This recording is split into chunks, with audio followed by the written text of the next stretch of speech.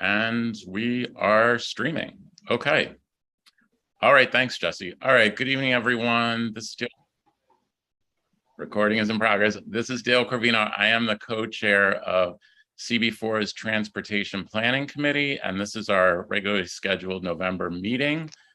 Now it's the mayor's orders, right? It was the governor's orders. Now it's the mayor's orders. We're still in Zoom land. We're still meeting remotely, and this, as you might have heard me setting up with Jesse Bodine, our district manager, this meeting is being recorded and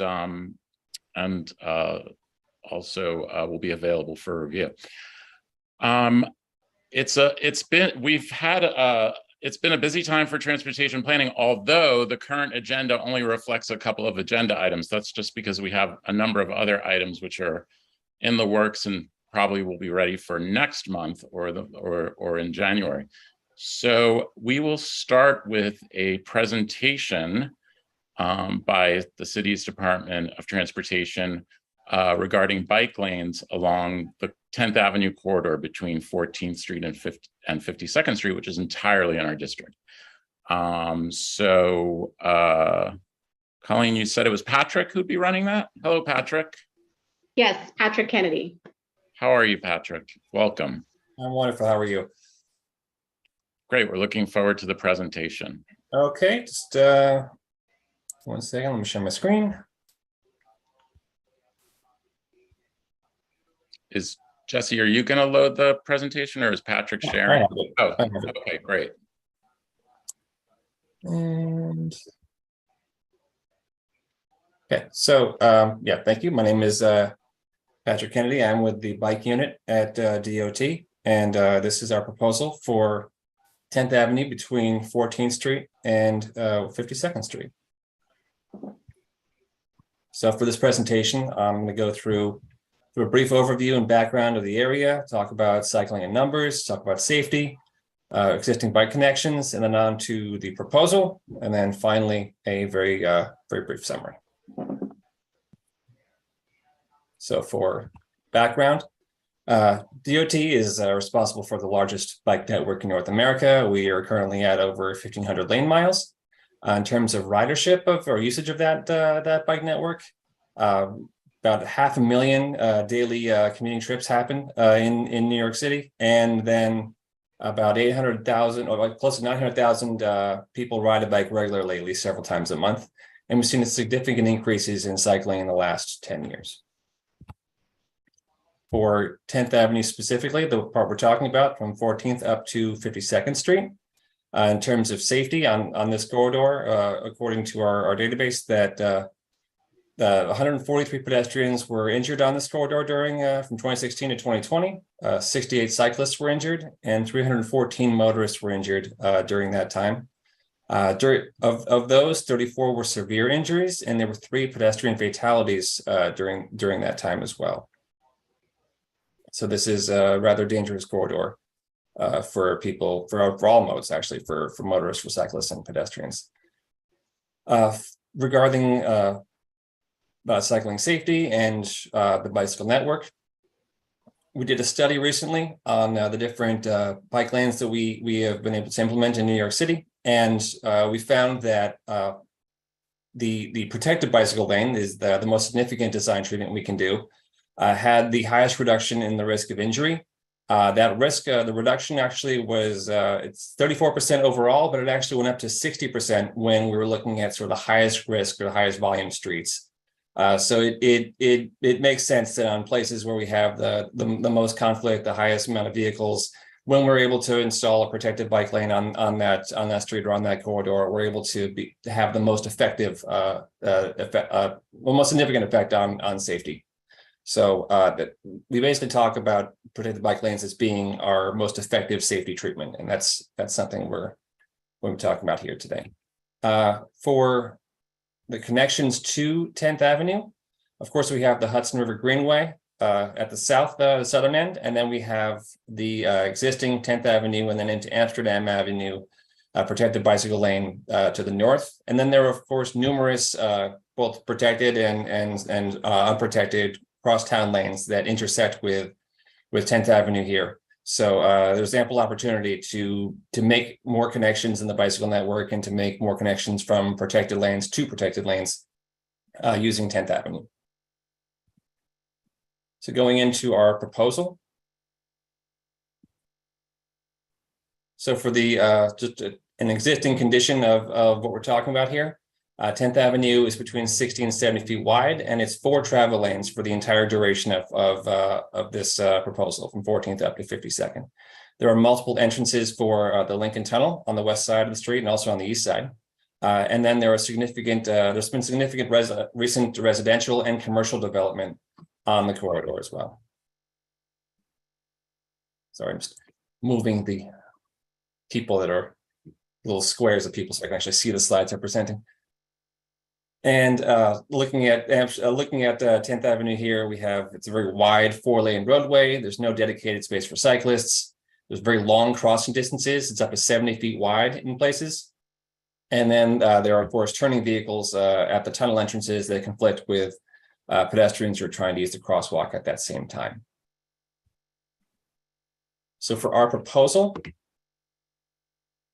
we're going to talk about it from south to north. So first, getting to 10th Avenue from the Hudson River Greenway. To access 10th Avenue, cyclists would take advantage of the existing east-west crosswalk. That's number 1 in the slide that you can see, to cross 11th Avenue, and then use the north-south pedestrian phase to connect to along the west curb of 10th Avenue. So these are both existing phases, so cyclists would be able to take advantage of these to get from the Greenway to start their journey up north on 10th Avenue. In the proposal itself, going north from 14th up to 23rd, 10th Avenue here is 60 feet wide. So our proposal is to remove 1 travel lane for motor vehicles and install a parking protected bike lane along the west curb that separates cyclists from the moving vehicles. The typical design for this section will include an offset crossing and painted islands at intersections.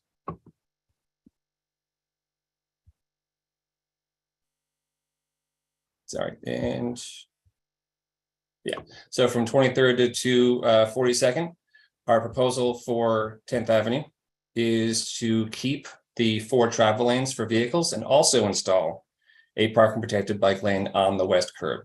We're able to do that because 10th Avenue gets 10 feet wider here. This is the part where it's 70 feet wide. So, and it's still only 4 travel lanes at this location. It's just a very, very wide street with very wide lanes on both curbs. So there are multiple entrances to the Lincoln Tunnel along this stretch of 10th, and we need to maintain the same capacity for vehicles that we do that we have currently. So we can also install the turn restrictions at the tunnel entrances and include the bicycle and pedestrian improvements on this corridor. This section is also going to have offset crossings and painted islands, except where we install the turn restrictions, which I will show you soon. And then north of 42nd Street on 10th Avenue, it goes back to 60 feet wide. And here we propose to remove a travel lane and install a parking protected bike lane on the west curb. Like the rest of our proposal for 10th, this will include offset crossings and painted islands.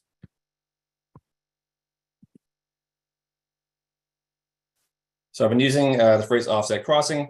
This slide shows exactly what I'm talking about. In this design, the bike lane continues up to the intersection and includes a painted island on both sides, the north and south side of that intersection. This design improves visibility while also reducing crossing distances for pedestrians on both the north and the south sides of the intersection. And then the parking impact is about 2 to 3 spaces per block we'd be repurposing for these painted islands. So our proposal for locations where the bike lane is on the west curb and has to contend with high volumes of turning vehicles, we're going to provide a separated time for through bikes or bikes going straight and crossing pedestrians to proceed through the intersection while the turning vehicles are held.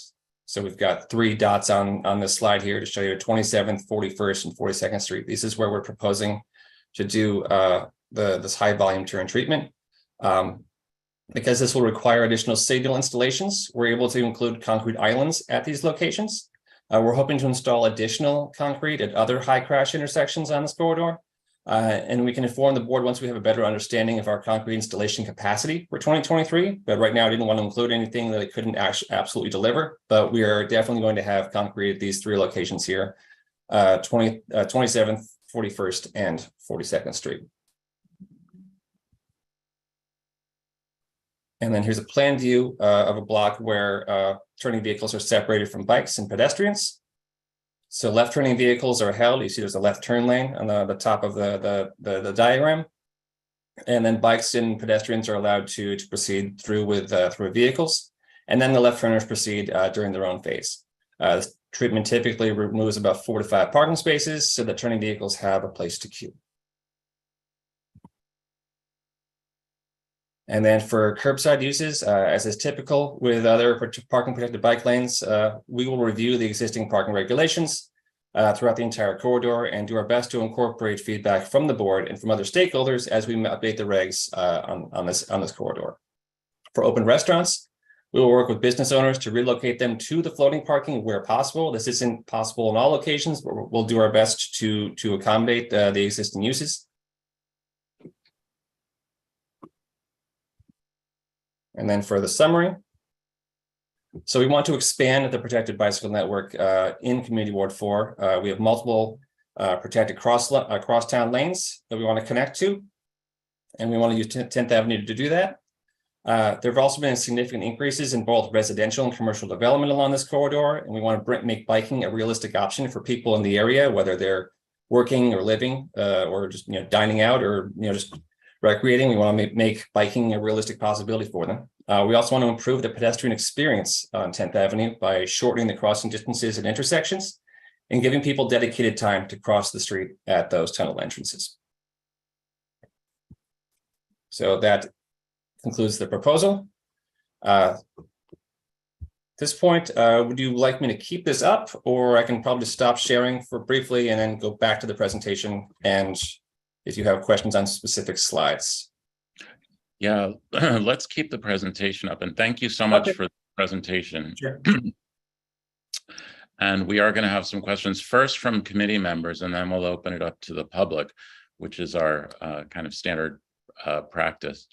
Can we go back, just for my first question, can we go back to the 14th Street slide? Sure. You mean this one or this one? This one, yeah. Okay. Yeah, the one, yeah. Okay.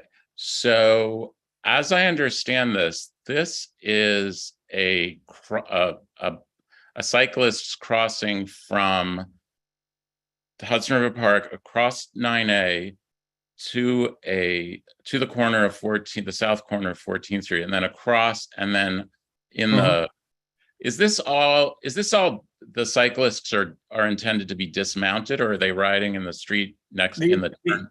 They'd be in the crosswalk at this point. I mean, they wouldn't have to dismount. Okay. And but they would be alongside or in the turn lane from the corner, from where the 2 is on the diagram, along that fork. Yeah, along the west curb. I mean, there would be a bike lane along that west curb there. We're looking at the type of vertical delineation we can have there to protect it in some fashion from those turning vehicles, but from the vehicles that are queued there. But that's what they would be doing. They'd be along the west curb there. So it would be green paint, but unprotected.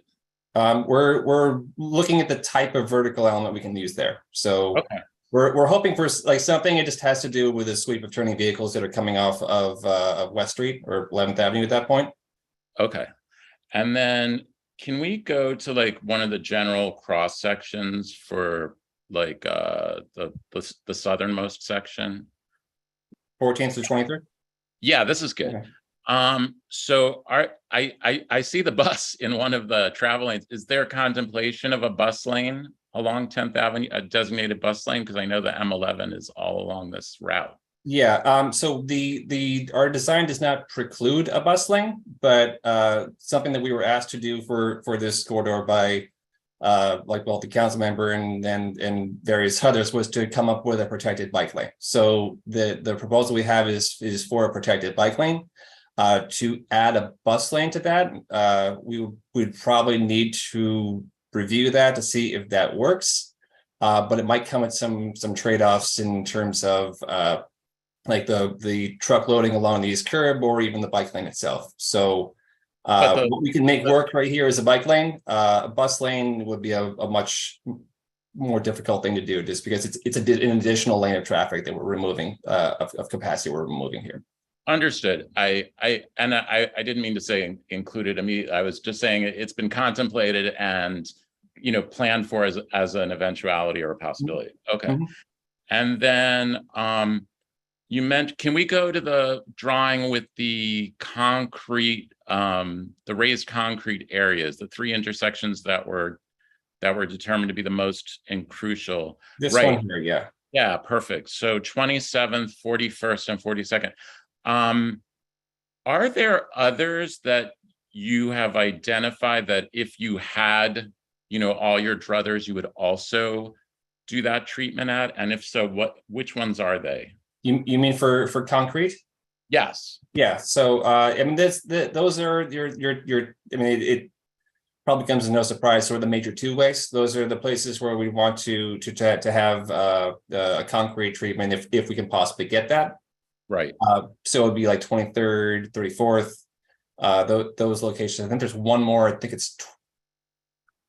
Don't quote me on this. It might be 29, but it's those are the spots that we're according to the crash map that we have just higher crashes than other intersections there. But so definitely, I mean, definitely as a kind of second tier list, 23rd, 34th, and maybe 29th or 30th. I think it's 29th. I can get you the exact list. It's I'm not at the office anymore. I have it written down at the office, but I can get you guys the exact list of the priority list for what we want to do. Sure thing. That's off the top of my head. That's what they are. Absolutely. And then are there hotel loading zones along or anticipated along the west side of 10th? So there are. I mean, we're going to take a comprehensive look at all of the parking regs that are on the west side, particularly, but also the east side, because there has been a lot of recent development in this area.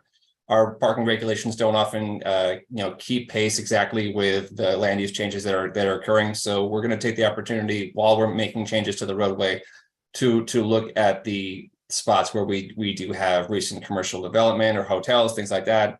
Or if we do not have a hotel loading zone, we need one. This is the point where we'd be addressing that. Sure. Okay. Yeah, because we've seen much more detailed plans, but I guess we'll be seeing that at a later date. And my final question, then I'll pass it over to my committee members. What is the anticipated timeline? And do you anticipate starting at the north end and going south, or vice versa? We anticipate probably starting at the south end and going north, trying to go with traffic. And our anticipated timeline for this would be sometime trying to get it started as early as possible in the spring. Though with things like signal installations and concrete, that may come later on in the summer or early fall, just because we have to have something for them to install into. And there's a certain level of coordination required to get all these different components all installed. So yeah, we intend on starting sometime in the early spring, but it may be sometime in the summer or late or early fall when we actually finish everything that's involved on the corridor. Okay, and just to follow up on that, is it anticipated as phased, or are you anticipating doing the whole? Right now, I'm anticipating doing the whole thing in 1 year. I mean, that being said, things may change in the future, but we can definitely communicate any kind of changes like that to you. But right now, we are definitely intending on doing all this in 1 year. Okay. All right. So thank you for those answers. I'm going to go in the order I see hands. Alan. Good evening. Thank you. Thank you, Patrick. This is going to be great. Two things and it might be a little bit too early in the process. 24th, 25th, and 26th Streets on the west side, we've got the car wash, and we have Avenue Schools, both of which fall out into the roadway. Avenue Schools, twice a day, drop off, pick up. Usually they take up the parking lane, sometimes double park. Recently, they've been pretty good. They've been going into the side streets. Has there been any conversations with these two about it, or is that something that might come down a little bit later to adjust do something with the businesses and avenues? So I can address that. It's Colleen from DOT. So we've Hi, reached Colleen. out to the school. We've invited them to the community board meeting, and we will share the presentation with everyone tomorrow. In terms of outreach to all the stakeholders, yes, we will be doing that prior to the implementation. So we will be meeting with all of the businesses and the stakeholders along the corridor. Thank you. And to go back to 14th Street, you don't have to pull it up. There is a plan to redevelop that whole southern section around in the meatpacking district. Is that going to affect anything in this, or is that something you have to work with the meatpacking district? I mean, we're aware of that plan, and this proposal is pretty much just it is paint on the street at that location. So it does not preclude any kind of other changes to the roadway or any other capital investments or any other design changes that will be coming in the future. Super. Well, thank you. Thank you very much. Looking forward to it. Thank you. All right, Charlie. Thank you, Alan. All right. Thank you, Dylan. Thank you, Patrick, so much for this presentation. I'm very, very excited to finally have a bike lane on 10th Avenue. I think it's great. I'm excited that the lanes are wider, that it's 8-foot wide lanes. I'm curious what sort of protection you're going to provide to ensure that cars do not use the lane. That's a problem on 11th Avenue, particularly near the tunnel. And I'm very excited about it being an 8-foot lane and not a 6-foot lane, because I think we should be building bike lanes for the future as we're having more and more cyclist traffic. But I wonder what we're going to do to keep the cars out of that temptingly wide lane as they're in tunnel gridlock. Well, I mean, at the intersections, we will have vertical elements to narrow that to about 11 feet wide, similar to a lot of the other lanes that we have. So while it's still more roomy for cyclists in the sort of the mid block or going from block to block, it will still have a narrower entrance and exit. So it will be very similar. Regarding just having vehicles using the lane, that is, as much as we want to try to come up with a design solution for that, that's really an enforcement issue. It's a thing we don't like it, but if we need to be able to get people people need to be able to access this lane, and we have to have it be a certain width, and that just happens to be also the width that someone could illegally drive down that. Yeah, I mean, I'm not advocating for it being any narrower. I would just I wonder if you could have some sort of vertical protection, bollard type thing. Yeah, no, that's something in the standard toolkit, but maybe a long-term thing. Mm-hmm. And that's we can't do it in the lane itself, but that's something that we can do at the sort of the gateway treatment of each block, just narrowing it down to 11 feet that way. That's great. So to talk about vertical protection a little bit more, one thing that is fantastic on the newly designed 8th Avenue in the 40s is that there are flex posts in the buffer zone between the parking and the bike lane. And that's great for a couple of reasons. One, it just sort of trains the motorists where to park, and they don't, inch over into the buffer lane as they like to do. And also, it just provides some sense of protection when there is no parking. And I think that's one sort of flaw of the parking protected bike lane, which, it was revolutionary when it started, 10 years ago. But I was on 9th Avenue with my children this morning on the new sidewalk extension, and there was no parking because it was 8 a.m. and no one was parking there yet, and it didn't feel quite so protected. So is there any thought to putting flex posts along the buffer zone? Not typically, just because that will be only 3 feet wide, and it would really be an obstruction for people when they're getting in and out of vehicles. At certain locations, like around 30th Street, there's a couple of spots where there are some curb extensions there. So we would be using either quick curb, flex post, or some other vertical element there, approaching those intersections, because that's a spot where it's too narrow to have parking, but we also want to have some sort of measure of protection approaching the intersection or exiting the intersection. So I mean, it just there's a couple of isolated spots we're using things like that, but typically we're trying to have the parking be the protection. Got it. All right. Well, I was going to ask about I think at 31st Street that there's sort of curb gets extended and there's bollards there in front of Hudson Yards. So that's where the quick curb will go for the protection. Yeah, yes, yeah. Just where That's great. there's the 2 curb extensions right there because of the supports for the highway. No, I mean, I understand that the buffer zone is used for parked vehicles and for people to get in and out of their car. But I mean, even if it seems to be working pretty well on 8th, and I feel like it's a similar width buffer zone. So I would love for you guys to consider that, because even if I know the flex post is not actually much, protection against a 7,000-pound SUV, but it is just, even psychologically, it just makes the lanes look safer. And I think it makes everyone sort of behave, and there's less plausible deniability from the motorists of, breaking the rules. And Dale asked this question, but just to reiterate, it would be great if we could have minimal time between the paving and the implementation. On 9th Avenue in the 40s, there's still no green paint, and it's been over a year. It's still just spray painted the word bike. So, I know that you guys have had staffing issues or contractor issues, whatever it is, but we just really encourage you to make sure that once we implement it, that we try to get the green paint down and get the vertical protection up as quickly as possible. Well, we'll do our best with that. Okay. Yeah, I know that's I use this system every day. I understand the frustration. Yeah. And then go ahead. Just to talk about the pedestrian islands, and I think they're great, and I love that we're including them. Nice to hear that you're going to be making more of them concrete in the future. That's great. I mean, I think we would like every single one to be concrete once you have the capital budget to put it, and we'd love it to see that plan in your budget in the coming years. When we're going to come back and get all the concrete. It's great the way it's going up on 9th and 8th right now.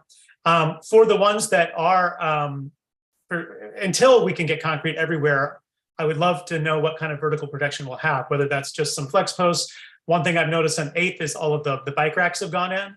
And immediately once these islands went down, our police precincts started parking in them immediately. And then once the bike parking went in, they couldn't park there anymore. And now it works. It's daylighting and it's great. So I would love to see, even if the cyclists don't use the bike parking, it's just a great tool to prevent illegal parking. So would love to see that, as well as flex posts or any other protection for those islands. Yeah, we've been ramping up our bike sled installations over the course of the past couple of years. But yeah, that's the thing we anticipate being able to do in some of these locations. That's great. I'd also like to advocate for trees and any of these concrete islands as well. I know that it couldn't get done at 9th because of some utility issues underneath, but hopefully 10th has a little bit deeper earth there to have some trees. And then the last thing I'd say is just making sure that we are having good connections to our crosstown lanes. I mean, our crosstown lanes in this area are pretty lacking, particularly like the 38th, 39th Street. They're not complete all the way to the river. And there's also quite a bit of parking in them. There's some body shops and things like that just park all over them. So would love to see, our grid really firmed up. But overall, I think very excited about this lane coming in. I think it's great for the neighborhood and great for safety for pedestrians and cyclists. And I think it'll be safer for motorists as well. So thank you, Patrick.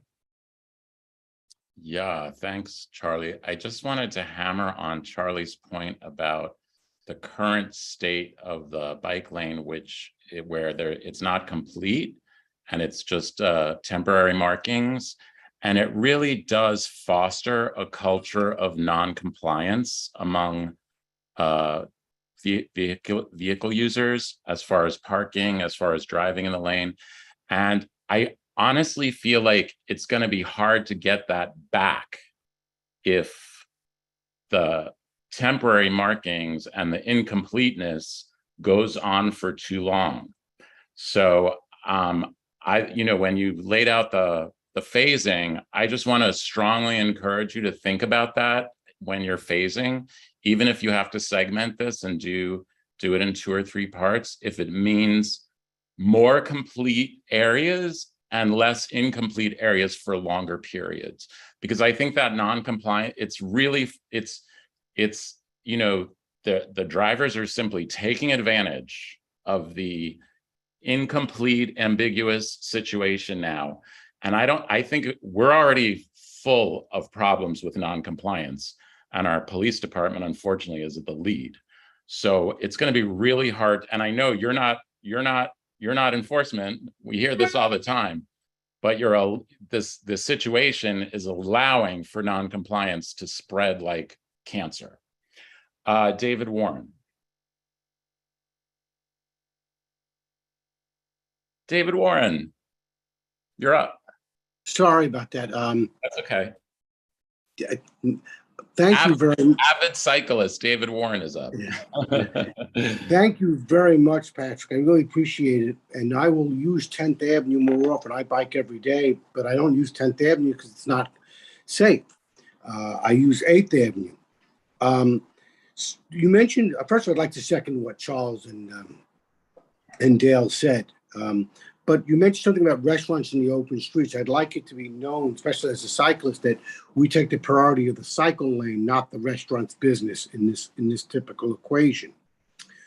I'm also concerned about the mixed turn lanes, especially because cars sometimes do, they stop in the middle if they're stopped and then they're blocking it. I was wondering if your design team, not just for 10th Avenue, but in all this, can come up with a type of thing where it would be very uncomfortable for cars to do that, and also to park in the car and park in the bike lanes. If you design something, I don't know, you have to talk to your engineers, because this way you would not have to rely on police enforcement. They can deal with other matters, because the way the design is, it would prevent cars to do these infractions, and also in some cases set up something where it slows down the cyclists. Like I noticed by the Bronx Zoo in the Bronx, there was something there by raised rubber that slowed down the cyclists because there was a bus stop at the same time. So we can do stuff like that. So this way we don't have draconian enforcement. We just, if you all can come up with designs like that for turning and other things, that would be great. And thank you again. I look forward to better engineering on your part. Thank you. Thanks, David. Brett? Thank you. So first, yeah, very excited to see this bike lane finally coming into 10th Avenue. There's so much activity here now that it's been a need for a while. So I'm happy to see it's finally coming in. Our district was the first one to get these protected bike lanes, 9th Avenue between 14th and 23rd. That was the pilot. So we're very proud of that. But back in those days, I think part of what made those bike lanes so successful and helped get the whole program off the ground was you built them with concrete as a matter of course. That was just how you built a protected bike lane, not paint. And I just really want to emphasize, I know Charles brought this up, but I really want to emphasize the difference it makes when you actually put concrete and not rely on people following the paint on the ground. Part of it is it keeps the bicyclists safer. You're less likely to have cars every now and then encroaching in that bike lane. But I also want to look at it from the pedestrian standpoint. Where you have paint on the ground, those pedestrian islands, there are a number on 7th Avenue I've crossed many times. It feels unsafe on a painted pedestrian island. So the whole benefit of reducing the crossing distance across an avenue goes away when a lot of pedestrians are worried in that island. It's very common bicyclists will encroach on those painted areas when they're trying to get around cars making left turns and getting stuck in traffic. There are bicyclists that are going both ways, and again, this is the compliance and enforcement thing that you guys can't be responsible for. But when you put that concrete in avenues like 8th Avenue, 9th Avenue, there's less leeway for the bicyclists to go into painted striped areas. It's also a way to protect those bicyclists from themselves who might, hit a car door that's opening up because they were not respecting that painted area. So I really would love for DOT to look back at those. You showed numbers showing how much safer the protected bike lanes are compared to other types of lanes. I want you to study to see if there's an increased safety when you actually build them out with concrete to help, if that'll help you support. We know the extra funding that goes into getting concrete, but let's do these. Let's do them right. So that way we know where the bike lane is. Even if you can't paint the bike lane, you see concrete, this is the bike lane, it's very clear. So that's what I would love to be able to urge, that we really consider not just doing priority concrete, but that goes back to becoming your standard, like how you initiated the whole program to begin with. Thanks, Brett. I'm going to go to David Solnick. Welcome back. Thank you. Good to be back. Yeah, I had a couple of comments. First of all, one of the things you said to Charlie's initial question is you were narrowing the entrances to 11 feet. 11 feet is not narrowed. 11 feet is a full width of a car lane. So I think the point there was to make it a bit more difficult for a car to enter, not to have it be the same as a car lane. So is there any reason? So I have two questions. This is number one. Is there any reason why you can't put some kind of bollard or bendable bollard in the buffer zone at the beginning of the block so that now it would, I mean, I understand you can't encroach on the 8-foot bike lane, but there's no reason that it needs to be 11 foot at the entrance. So the 11-foot, and that's the rather old standard that comes from sanitation, that comes from sweeping, and that comes from plowing. But they can run over. That being said, right? as has been widely reported, they are now investing in smaller and smaller vehicles to do this work. So we are able to work with a smaller cross section, but it still would be, I mean, in anything that they have to do, I think it's getting closer to, I think 8 feet they're able to maintain now. And don't quote me on that, but it's getting less that they can actually have smaller trucks to drive through these areas. But that's still the width of a car. That's still like that is the ultimate problem, is that it's still the width of the car, and we really can't put anything any narrower than that as a vertical obstruction, because it also then would be a danger to cyclists who are using the path or using the lane. And something they could maybe you didn't understand my question. So I said I understand that you can't reduce it below 8 feet. I'm asking, why is it 11 feet? Why can't you put some kind of vertical element in the buffer zone, the 3-foot buffer zone? So that's that, and with that, the 11-foot, that is the standard size for sanitation. Something we can investigate is whether or not they can be exclusively using smaller vehicles on this on this corridor. So can they not run over the bendable bollard? Excuse me? Can they not run over a bendable bollard? I mean, they can run over a lot of things. It's just we try to design our paths so that they don't run over things, so that they're not, they don't get damaged, they don't fall into the roadway. We try not to have something designed that's going to be hit as a matter of course whenever it's being maintained. But there's standard equipment is 11 feet. We try to design it for 11 feet. If we know that we're going to have exclusive, narrower vehicles, it's something we could do, but that's not really our call. That's a sanitation call. Well, I know it's hard to believe there isn't a bollard design that would intentionally allow an occasional being run over by sanitation, say, or by an emergency vehicle, but that 98% of the time would prevent or discourage vehicles from entering. I mean, it seems to me that's the tail wagging the dog. You're saying, oh, we don't want to force sanitation to have to run over a bollard every once in a while, so we just won't do anything. But the not doing anything means it's open at 11 feet all the time. We can just put like a giant block of foam that looks like stone. Yeah, I don't understand the logic there to catering to an occasional. I mean, I don't know whether it's your standard flappable bollard that is the right one, but I know they make bollards that are designed to be run over from time to time, and that's exactly what's needed here. I don't even know if that would stop the abuse. That's the other problem. Anyone who's willing to drive in a bike lane as just down the block, they probably have no problem running over a delineator. No, I disagree with that. I think it's, I think if you, so seeing a vertical element there is gonna stop 90% of people. No, it won't stop all of them. You're right. There will be some who just say, fuck it. But it will stop most of them. And that's always the best you can do. So, I mean, I think you should consider that at the entrance, in something in the buffer lane. And then the other thing regarding the protection between the parking and the bike lane in that buffer along the block. I mean, I agree. I don't think vertical elements works well there for doors opening, et cetera, but armadillos would.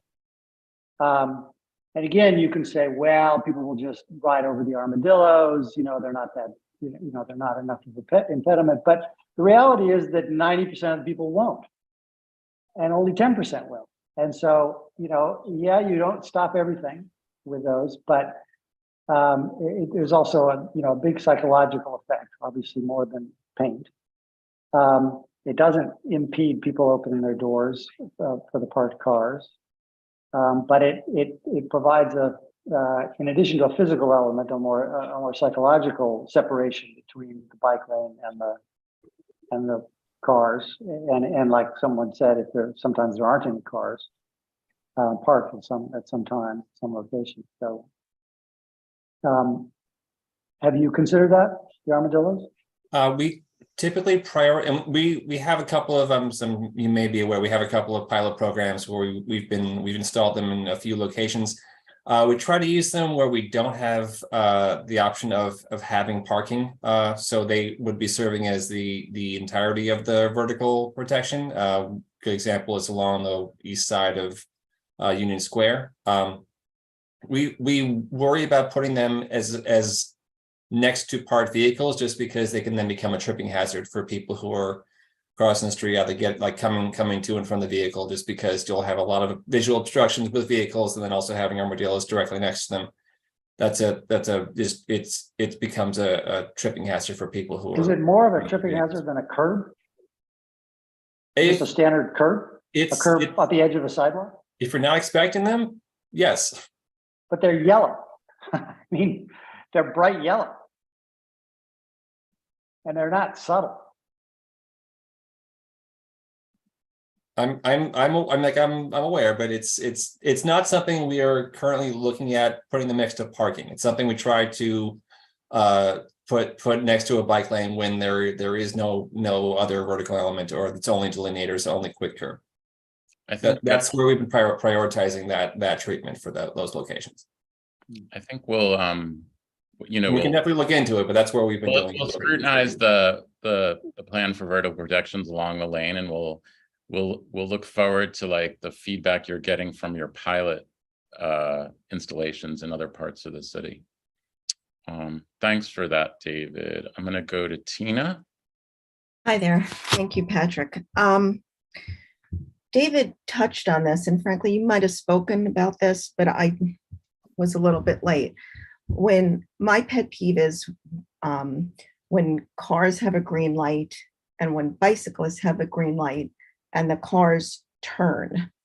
But yet on some blocks, there's a dedicated light for cars making the turn and a dedicated light for bicyclists. Did you speak about this already? I'm sorry. Actually, that's the slide that I have up now. We do have that dedicated light for bikes and pedestrians to go while turning vehicles are held. We only have that at 3 locations. We have that at 27th, 41st, and 42nd. Okay. And I don't understand why. Can you explain why it's not more frequent? Because that is such, I mean, it protects bicyclists. I mean, when it's dark, cars make the turn. I just don't, when I get to those areas, it's just such a relief. Why can't we use more of those? We typically do these at the sort of the highest concentrations of turning vehicles. When there's a lower volume of turning vehicles, it's really just that becomes a condition where we have just a lot of non-compliance from both cyclists and also from people who are waiting to turn, just because they'll be sitting there waiting for whatever other movement is supposed to go at that point, and there's no one there, so they just go. We've just found that these treatments don't end up working out because you just have a lot of people just not doing what they're supposed to be doing at these locations. So basically, we're penalizing the good drivers, which hopefully is the majority of people, whether they're bicyclists or cars, for the people who don't follow the rules. I understand where, I don't want to belabor the point. I'm just asking you to reconsider putting more in, because I really worry about bicyclists and the cars turning. Do you, Patrick, do you tend to want to locate those, do you tend to want to signalize the intersections that have the raised concrete islands? It's not necessarily that. It's really just about the amount of vehicles that are turning. It's based on volume. Yeah. Okay. Like things like 23rd Street, it's actually a very low volume left turn there, just because 23rd doesn't connect to 11th Avenue or the West Street. I forget what the name at that point. But it doesn't make a good connection there. So there's a very low volume of vehicles that are turning there. So that's not a place where we were looking for to have a dedicated signal phase. And by the way, when Charlie asked, I meant to follow up. Are the islands are you planning on having tree pits in the islands? I don't want to promise that yet, because we haven't done the subsurface studies that we need to do to make sure we can dig there. But ideally, they will have tree pits. So subject to conditions. Yes. Okay. I'm just making a note there. All right. Tina, did you have anything else? If not, I'm going to move on to my co-chair is here, Christine. No, that's fine. I just wanted to bring forth my plea for more of those dedicated lights. Yes, absolutely. Hello, Dale and Patrick. Thank you for the presentation. Can you hear me? Yes. Okay. So I will belabor the case of the separation. I think the parking volumes on 10th Avenue, just like on 11, are not dense enough to really be a protection. And there are times when they are not. They are not there. There's nothing there. And I think because of that, I think a vertical separation is warranted for the whole length. It is very similar to 11th Avenue. There is, different condition during the day. And you're going to have some commercial deliveries, and then you don't have anybody parking. So I think because of that, we should have vertical separation, in addition to the fact that it's so much better. The second thing is about the parking. You are mentioning that you are going to install parking. It would be good to install commercial deliveries, not parking. I don't think 10th Avenue is a, commercial corridor. And maybe after 7 o'clock, it's fine if it's parking, but during the day, it should be really commercial deliveries, not parking, if we are going to look at all these paragraphs. A point that Tina just made, I didn't realize that when you showed, but typically when you do a bike lane, at every intersection with a two-way street, you put a red arrow split phase. And I would not expect you to do any less than that here. 23rd, 34, obviously, lots of turns, 42nd, obviously. And we don't want to have a second-rate bike lane here. So if every other bike lane in Manhattan has a turn lane, the large intersection, we should have the same thing. We didn't have that on 34th Street at 8th Avenue, and it really makes a huge difference. For pedestrians. You should talk to the pedestrian unit when they do a corridor, they put them everywhere, because that's what we like, as a pedestrian or as a bike. As a bike, it doesn't work to have. So I would say this is very, very important. We will send you a list of those hot spots where you should really study further. And 14th Street, obviously, and 15th Street should get a split phase, because 15th Street has a lot of people turning left, and 14th Street has a lot of people turning right. And if you are crossing there, it's very dangerous. I hope you are also going to look at, signal timing, not only for creating a green wave for bikes, but also all along for Lincoln Tunnel accumulations. There is a tremendous amount of accumulation at 41st and 42nd on 10th Avenue, and there is accumulation at 30th. We need to feather down the flow so there is not so much accumulation and so much congestion there. And that would be a perfect time to do it. And we have had walkthrough with Eric Butcher about 41st Street. He's receiving phone calls every day, and on 30th Street as well. And I want to emphasize what other people have said. Construction, we are incredibly frustrated with what happened on 8 and on 11. And by the way, 52nd Street 10th Avenue above 52nd Street is not painted. So when is it going to be painted? And 9th Avenue, when is it going to be finished? I mean, 9th Avenue is now 18 months. So, I know it's not you, but we don't believe your contractors and the way they do things, where they go in. So we really would want you to break that down in segments and maybe give it to 3 different contractors so they can work at the same time. But that thing, the way it's being done right now, clearly the contractors are not ready to execute. And I think you need to anticipate that, and you need to address it somehow so that we don't get in trouble again, all of us. So I think I've repeated a lot of what other people have said. There's nothing very new here. Signal timing is new. Mm-hmm. I'm Well sorry. said, Christine. I've been taking notes, just so you know. Okay, but we'll send a letter Yes. Okay. So that's my piece before we go to the community. Do we have any other? Yeah, go ahead, Patrick. Regarding the signal timing, we're doing these split phases at the high volume turns. We were also surprised that there weren't that as many turns happening at 23rd or 34th as there were at 27th. But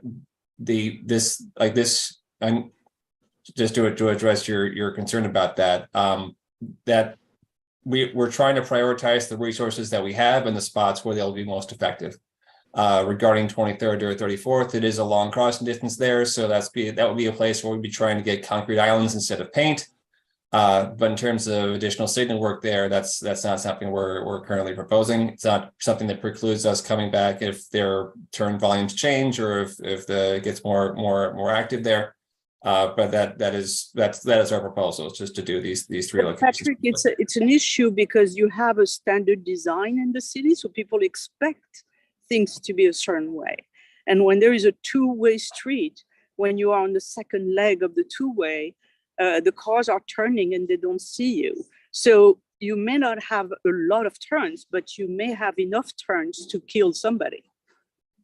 And that's what we are talking about. If safety is the top priority, this shouldn't be the number of turns. This should be the fact that there is a turn. I guess Christine is arguing for like the uniformity of treatment as being important to, safety and compliance. Right. We have limited resources, and this is where we were able to deploy them to deal with the highest volume turns. Let me ask a question. Do you measure the volume there, the number of pedestrian or the number of cars? All of it. So we'd love to see the volume of pedestrian and cars at those volumes that you can share on that. Okay, yeah, we can get that to you. And bicycles, obviously, because there are going to be a lot of bicycles if we do this beautiful bike lane, right? I mean, bike volumes are not that high on 10th Avenue, understandably, but yeah, there things like that are included. Okay. Christine and Dale, I just want to highlight that we've got 11 people with their hand raised in the attendees section. Great. I know Charlie and Alan have. their I'll be hand very raised. quick if you don't mind, Dale. Go for it. I just want to share a quick image, if that's okay, Patrick. Sure. Can you see this? This is the current condition on 8th Avenue, just to underline this point. So this is this white vehicle here is in the parking lane. That's a parking lane, not a moving lane. And then there's the buffer, and there's the painted island in front of the vehicle. And then there are these flex posts that went along the buffer. So there is a precedent for putting flex posts like this in the buffer zone. And it really is life-changing on 8th Avenue. It's night and day the way it feels safety-wise. So I just wanted to show that to illustrate that. Charlie, I'm glad you brought that picture. Always Alan, did you have a follow-up? Just a quick one, just Yeah, a quick go. one, and follow up to what Christine was saying about volume. 23rd Street happens to have a lot of volume, turning onto 10th Avenue, left turns, and in addition to right turns coming, going west. And from what I understand, it's not the matter of the volume that you can't get a turn lane, left turn lane in there, but the logistics of the street composition, of putting in a left turn. So maybe that's something you could look at also, but and the fact that they tried to do a left turn lane, you now have, and I've mentioned this before, I'm sorry to repeat myself, you now have a red light for people going west and a green light with people with cars driving east. And the folks who are on either side of 23rd Street look at the car stop and they step into the street thinking that they have the light, even though they don't have the light. You know what I'm saying? So it's a perception kind of thing. And several people have just nearly been hit with cars coming east on 23rd because everybody's trying to make that light because they have it. So just wanted to bring that up. At 23rd Street, people there's a lot of vehicles that are on 23rd Street that are turning north onto 10th, which is why that's one of the places where we want to prioritize to try to get to upgrade the painted island to concrete on the north side of the intersection, especially because it would provide a measure of protection for pedestrians who are crossing the street on the north leg of that intersection to from turning vehicles. That would be the thing we try to prioritize there. Thank you, because I think it's only a 6.5 second light change on that going across town. Thank you. Thanks, Alan. All right, so Jesse, can we bring over some members of the public who wish to comment on this topic? Sure, I'll bring over the first three I see on top, if that's all right. Yeah. So would that be Barack? That'd be Barack, Eric, and Jahaya. Okay. Hello, Barack, are you with us? Hey. Hello. Hi. Thank you for allowing me the opportunity to speak. Thank you, Patrick. That was a great presentation. I wanted to say, one, that I'm in full support of this project. I think it's wonderful. Two, I just think that all the comments by CB4 Transport Committee were spot on. So I think they were so thoughtful, and thank you. It makes me want to speak quicker because you guys did such a good job saying what so much thoughtful comments. Yeah, I just want to echo 8th Avenue north of Penn Station is fabulous, and the sidewalk widening I think is super important alongside the bike lane. And I just want the DOT to consider that as maybe a standard going forward, because it's really one of the most wonderful used to be miserable 8th Avenue, as everybody knows, and now it's like it's one of the nicest areas of the city. So I wanted to consider that as maybe a standard.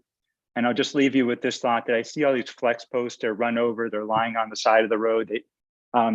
Any thought, especially to the pedestrian areas where you are daylighting, like hardened bollards to protect those areas. Because without the loading zones, they become loading zones or places for police cars to just stop, and then they ruin the daylighting. So, if you could just comment on that, and thank you for your time. Yeah, so at these locations, we have been looking at trying to harden the spots where we don't have parked vehicles that are going to provide protection if we have to have some sort of vertical element that's that we provide. We've been looking at hardening that. So we've been using things like Jersey barriers, armadillos. Quick curb is much more substantial than delineators, but also still able to be run over. But also bike sleds or bike rack sleds. So these are things that as we can, we will be trying to add these at certain locations, whether it's on 10th or other spots, to try to keep vehicles from using these like buffer zones illegally. It's a thing we don't really appreciate, we don't like, but it's also basically sometimes it's like if we chase vehicles out of one spot, they just go to another. But yeah, it's a uphill battle, but it's a thing we've been trying to do to try to be more substantial, to have more substantial vertical elements to provide a measure of protection at these spots. When you say, Patrick, when you say the sleds, is that a specific bike rack style? That's what we call their. We have them. There's some in painted islands. Some are. I think we have them on sidewalks too. But it's really just like a diagonal series. Okay, of I got you. Bike racks together. Yeah, we put them in the roadway. Okay, got it. I just sorry, we call them rack sleds. Yeah. Okay, I hadn't heard them referred to as sleds, but now I get it. Yeah. Thank you for your question. We're going on to who's next up? Eric. Eric. Hi, thank you for this opportunity to speak. I'm deeply disappointed with this design, in particular with the lack of physical hard protection for the bike lane. This is a grave disservice to the memory of Madison Leiden. These lanes are going to be filled with vehicles on this current design. What's particularly disgusting about the DOT's approach here is they say, oh, we'll rely on enforcement. Well, guess what? The DOT has opposed enforcement. It has spoken against Stephen Levin's Intro 2159. And I really hope that it will issue some statement in support of its reintroduction, Lincoln Wrestler's Intro 501. Because otherwise there's no way that there's going to be any enforcement. And without enforcement and without physical barriers, you're asking for more danger, you're asking for more death. This is just really unacceptable. Thank you, Eric. Who's next up? Jahia?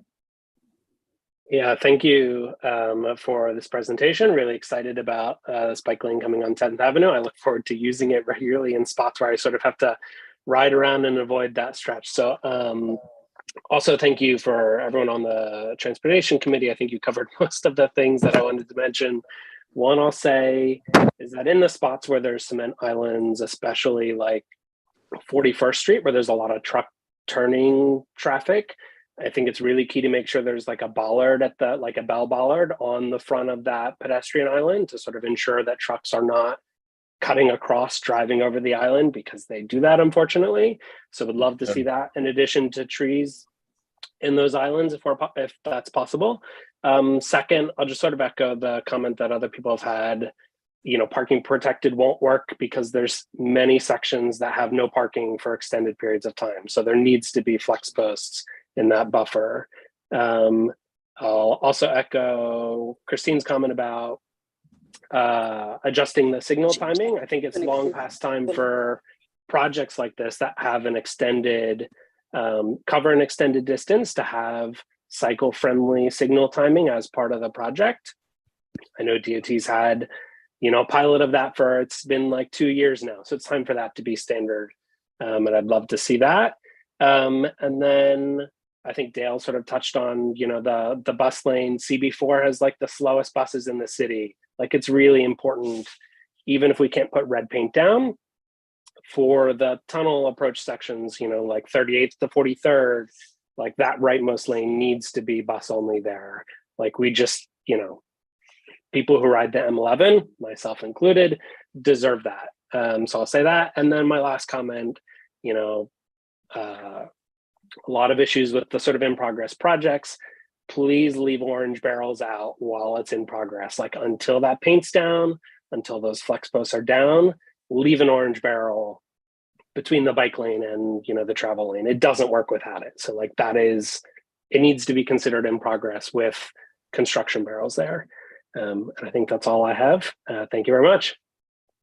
Yeah, thanks. I would say even like, you know, to your point about the orange barrels, I mean, I don't want you to have to do this, but like considering how many incomplete bike lanes there are in our district right now and the mess it's causing with compliance, you know, I would say there may be like, you have to tighten up the protocols for how those incomplete phases are treated. You know, to Jahai's point about the orange barrels, like make sure they have provisional protection at least, so that it's not like, oh, we're getting to it and, you know, months down the road and it's this incomplete phase and we've seen all the non-compliance. Who's next up, Jesse? I think you're on mute, Jesse. Jesse's muted. We can go with Jeff and then Chris. Jeff, welcome. Hi there. Yeah, well, I'm very excited about this. I think just generally seeing some bike traffic siphoned uptown on 10th Avenue, it's going to be great. As probably everybody knows, the Hudson River Bikeway is getting pretty crowded these days. It's great, but you know, whatever we can do to try and move a little bike traffic that is, over to another area, I think that'll be kind of an extra benefit for the river bike path. Two general avenue bike lane comments. One is, you know, I know we're not getting a lot of success on tree pits, but you know, I'd be curious to hear if there are any ideas around planters or other concepts of greenery of some kind for those islands. And then also, you know, an emerging issue, and you know, in some ways this is a great thing. You know, that we have a lot of delivery workers on bikes, better than delivery workers in cars, but they need somewhere to chill out. You know, it's a hard job. So, you know, I'm wondering if, as a general point for these avenue bike lanes, if there's any consideration for like rest areas or, you know, common amenities for delivery workers. Okay, and then my main point, which is informed by my 5 times a week commute along the bike path to work down to Lower Manhattan from 55th Street. That proposed crossing over at 14th Street is exactly where the Little Island is, and that's actually where I think the pedestrians are directed to exit out of the Little Island. And there's, you know, commonly times where pedestrians back up into the bike lane. So we're already having those issues. And now if you're asking bicyclists to also queue at that exact same point, I am kind of concerned that we're creating the perfect condition for that blockage issue, which then becomes kind of like, as traffic engineers know, it turns into that like complete mess of all messes where one blockage creates another blockage and everything else. And so I don't know if there's anything to do, you know, if Little Island is staffed in any way, shape, or form to be able to help out with this. I can tell you firsthand, having biked that hundreds of times in the last few years, it's not staffed currently consistently to manage the pedestrian traffic.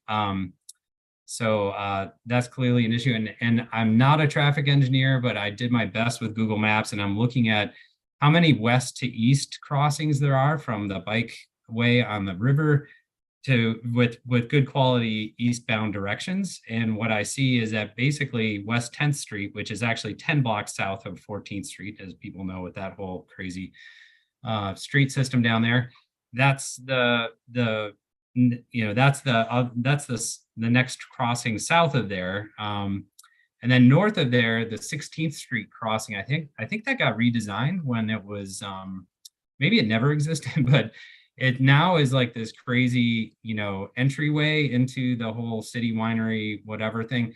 And it's got this dog leg with crazy narrow bollards. So it's already like this very strange area. I don't know if there's any way to get it redesigned. There's technically, I think you can head east there, but there's no crossing at all. And I don't know if it would even work given the nature of that dog leg and everything. So basically you're talking about 18th Street, four blocks north, West 10th Street, 10 blocks south. And what you're saying is you're trying to jam all this traffic on 14th Street. And I'm worried that's going to create a lot of backups. So hopefully that'll be something that can be addressed. But thanks for your efforts. I really appreciate it. Thanks, Jeff. I myself have witnessed that pedestrian overflow at that intersection as people try to cross 9A. And I think meatpacking, I mean, it addresses loads going the other way, going westbound, but meatpacking's proposal has a 15th Street, like a stub of a 15 of bike lane looking on 15th Street, which might alleviate it a little bit. It's difficult because these are the crossings that we have, and this is it's a state, controlled roadway. It's not something where we can very easily make a quick solution or make a quick change. Right. It's on a completely different timeline, typically involving like a capital project to actually make any adjustments.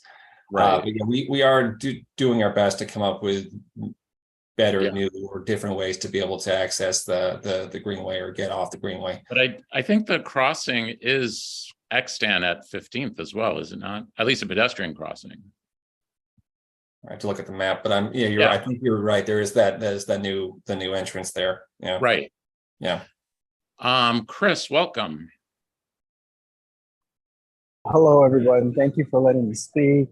I'm in community board 4 every day or every other day. I usually work from there. I shop there, I go out to bars there. In any case, I had previously avoided 10th Avenue because it didn't feel safe to ride, so I was right on 8th Avenue. Of course, really appreciate the nice new changes. I mean, it's like night and day on 8th Avenue, like around 34th or 38th Street. 38th Street, oh my God. So in any case, for 10th Avenue, I'm super excited for them to put a bike lane on 10th Avenue. I think it's great. The only thing I would say, is there any way to do anything about the salmoning? Is 10th Ave big enough for like going in both directions? Or actually, you know what, that doesn't make sense. You have to go straight up because it needs to connect with 52nd Street going forward. So either way, I think it's great. And are you guys going to put any bike lights or anything like that on the at the intersections? That's my one. Signal lights? Yes. Are there bike signals along this corridor? There will be bike signals as part of the 3 split phase locations at 27th, 41st, and 42nd. Typically, we also, as part of an avenue project like this, will include additional signals at a bicycle height, or like a height that's more easily visible by a cyclist along the west curb, but they wouldn't be separate. Like they wouldn't be on a separate signal timing at other locations, with the exception of 27th, 41st, and 42nd. Okay. So we've got 3 as anticipated. We'll advocate for more. Thank you, Chris. Who's next up? Eleanor is next, and then Benjamin. Hello, Eleanor. Are you with us, Eleanor? You're on mute, Eleanor. I'm here. Right. Before Yes. I get started on details, I'd like to encourage you to consider putting PSAs on WBAI to get the word out about this. I live on 10th Avenue, just north of West 27th Street. So I've been injured in so many bicycle accidents that I now ride a recumbent tricycle rather than a bicycle. So this is very near to my heart. I've been was nearly killed on 10th Avenue on West 26th Street. So I'd like to ask some questions. There's a restaurant at West 27th Street with a booth. So I'm going to point out that difficulty. I know someone has mentioned that there are some sorts of plans. I'd also like to ask, I heard mention of raised bike lanes. So I'd like to point out that my recumbent tricycle is about as wide as a doorway. And if the raised area is not wide enough, then I really can't use it because I would be tipping over. So I hope that that will be taken into account. And any narrowings that are to keep cars out, that they be wide enough to accommodate it. Likewise, when we're crossing through islands. And when it's necessary, given that 10th Avenue is a one-way street, if one has to walk one's bike on the sidewalk in the opposite direction, it was mentioned that there's a car wash. I have had problems where there's cars stopped blocking the way and they want me to go around. They think I could, but I couldn't because I would tip over because it's raised. So I hope that when you're thinking about people going in the direction of 10th Avenue, that you also think about the sidewalks for when that someone has to go the other way. There is on the east side of the street, there is a lane that's bus and car and bike at the moment. There are bus stops. So without there being a dedicated bus lane, there are booths for people to wait.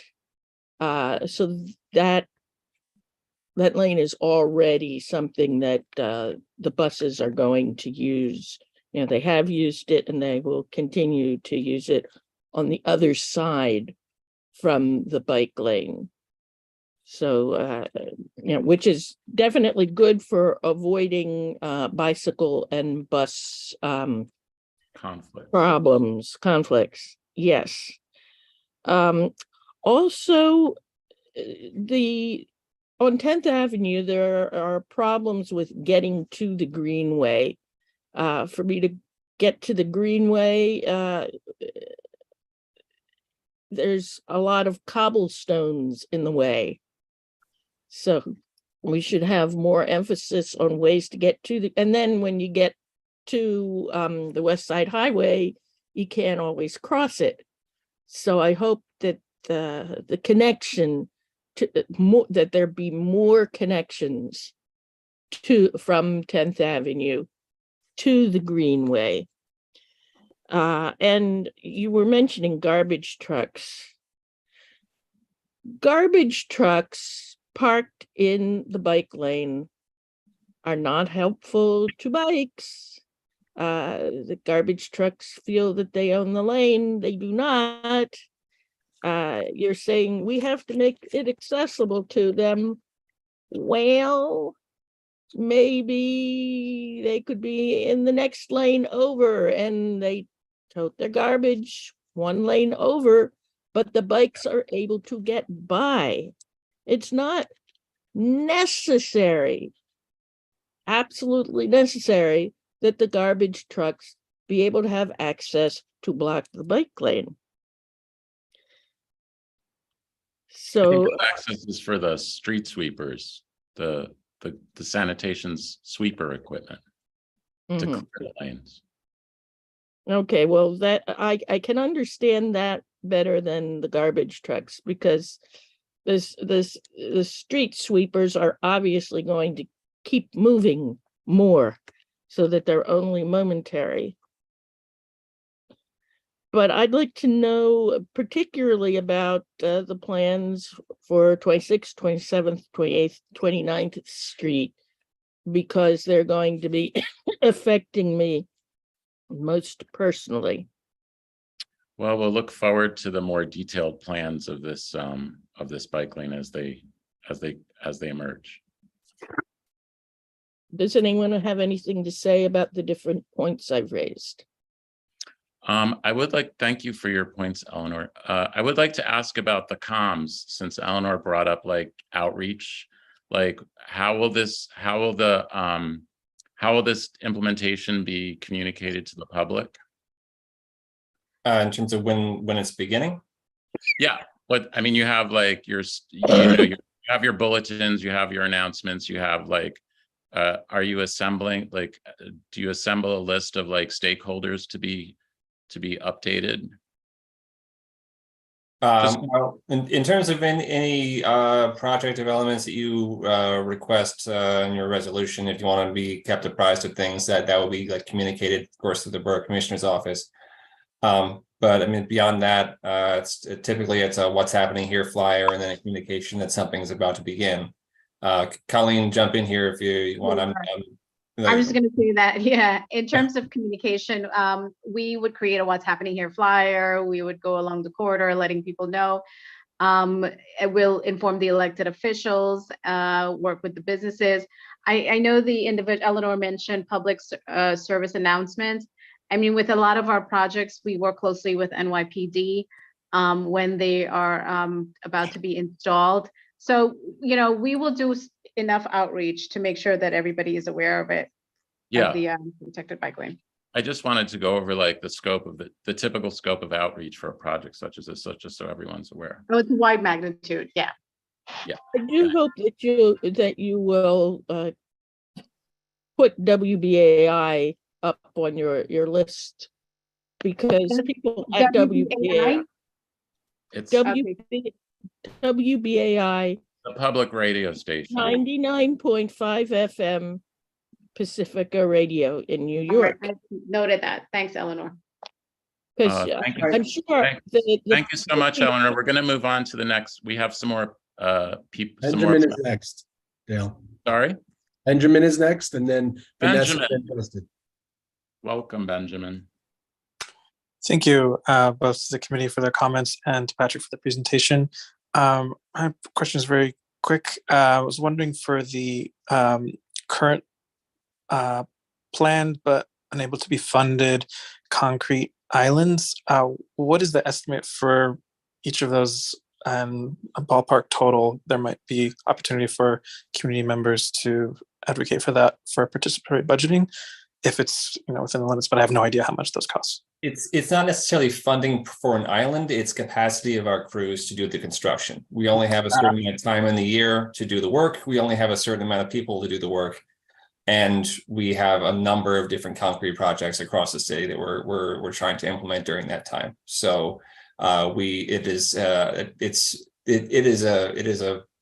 operational battle amongst all the parts of DOT to try to get the capacity for their projects to do. So that's why I know we're going to be doing at least 3, and I'm going to try to get as many beyond that as I can, but I don't want to promise anything I can't deliver. So that's really all I can say about that. But to clarify, it's not a capital budget issue, it's an operational issue. No, it's operational. Got it. Okay. And I would just want to echo quickly, thanks to all the comments about the trees and any planter type greenification, would echo and support that. Thanks all. Have you done that before? Like if there's like a concrete island where you're unable to dig for a tree pit, but you can do like some lower depth plantings or a raised planter? We typically don't like doing those solutions just because it involves us having a maintenance partner, and that's typically where any group that's asking for this will then say, oh, actually, no, just cover it up, just because it is a lot of responsibility to have to maintain something on the roadway.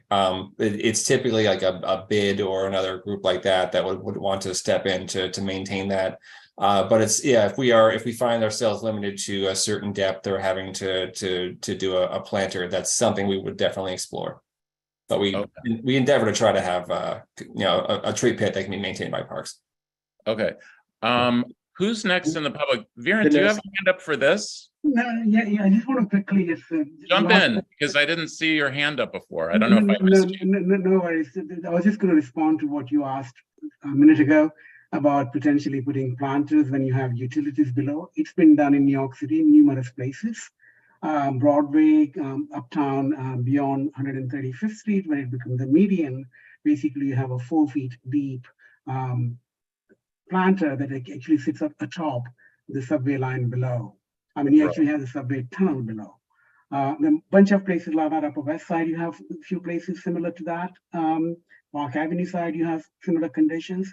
So it's done by New York City. So I think it should be fairly possible. I wouldn't say easy, but fairly possible to kind of explore that potential.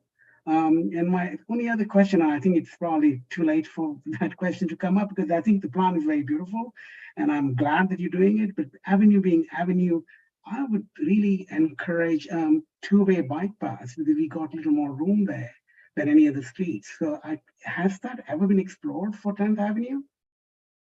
For a two-way, we try not to have two ways on one-way streets. We find that we just get a lot of non-compliance in the southbound direction. Also in places where we have a lot of cross streets. Yeah. It's not really something that we want to design for that. We typically just try to have an adjacent southbound bike lane, which in this case would be either 9th Avenue or 11th Avenue. Right. I mean, the only reason is because between 23rd and 42nd Street, you have a much wider 10th Avenue. And I think, whether you like it or not, people do ride both ways more often than not. So kind of, on a wider sort of avenue condition, it might be something worth considering. How you do it is, it's a sort of design challenge, because, I bike a lot, practically every day, and I know the challenges of actually riding through the city. When you have two bikes going side by side, it's harder, but you have a potentially on either side of the avenue. I don't know if it's something worth exploring, but I think as a committee, it's something that Dale and Christine, I think we should kind of have a conversation about. DOT definitely must kind of explore this option. I would also raise my earlier case, which is uniformity of treatment as a means of inculcating compliance and safety. So I do like the idea of two-way lanes, but it's like we've kind of built in, we're kind of a little built into the system of going with traffic as opposed to going against it. And already, as we see, there's a lot of non-compliance. Yeah. But yeah, it is an interesting point to explore. Who's next from the public list? Vanessa and then Justin. Okay, Vanessa. Me? Yes. Welcome. Hi. Hi.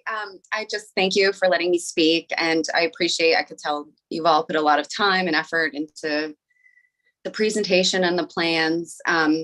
So, no disrespect, but I'm probably one of the people on this call that probably even got this email that is somewhat opposed to the addition of bike lanes in general in the city. I think, not that I'm opposed to bikers or, I love, the less cars on the streets, but as a person in the city, a resident who's, trying to raise a family, we're having very big issues with transportation on the subways.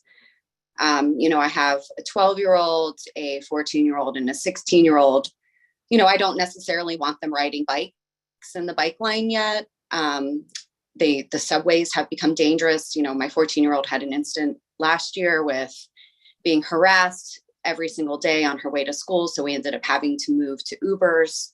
I also have a mother who's 75 years old. She's not going to be a biker using the bike lanes. So I'm more worried about the congestion problem, because what's happened is we aren't able to use the subways like we used to. And we can't, put a 13-year-old on a bike at 8:00 at night when he needs to come home from his sport from school, or my daughter from gymnastics, or my other daughter from dance.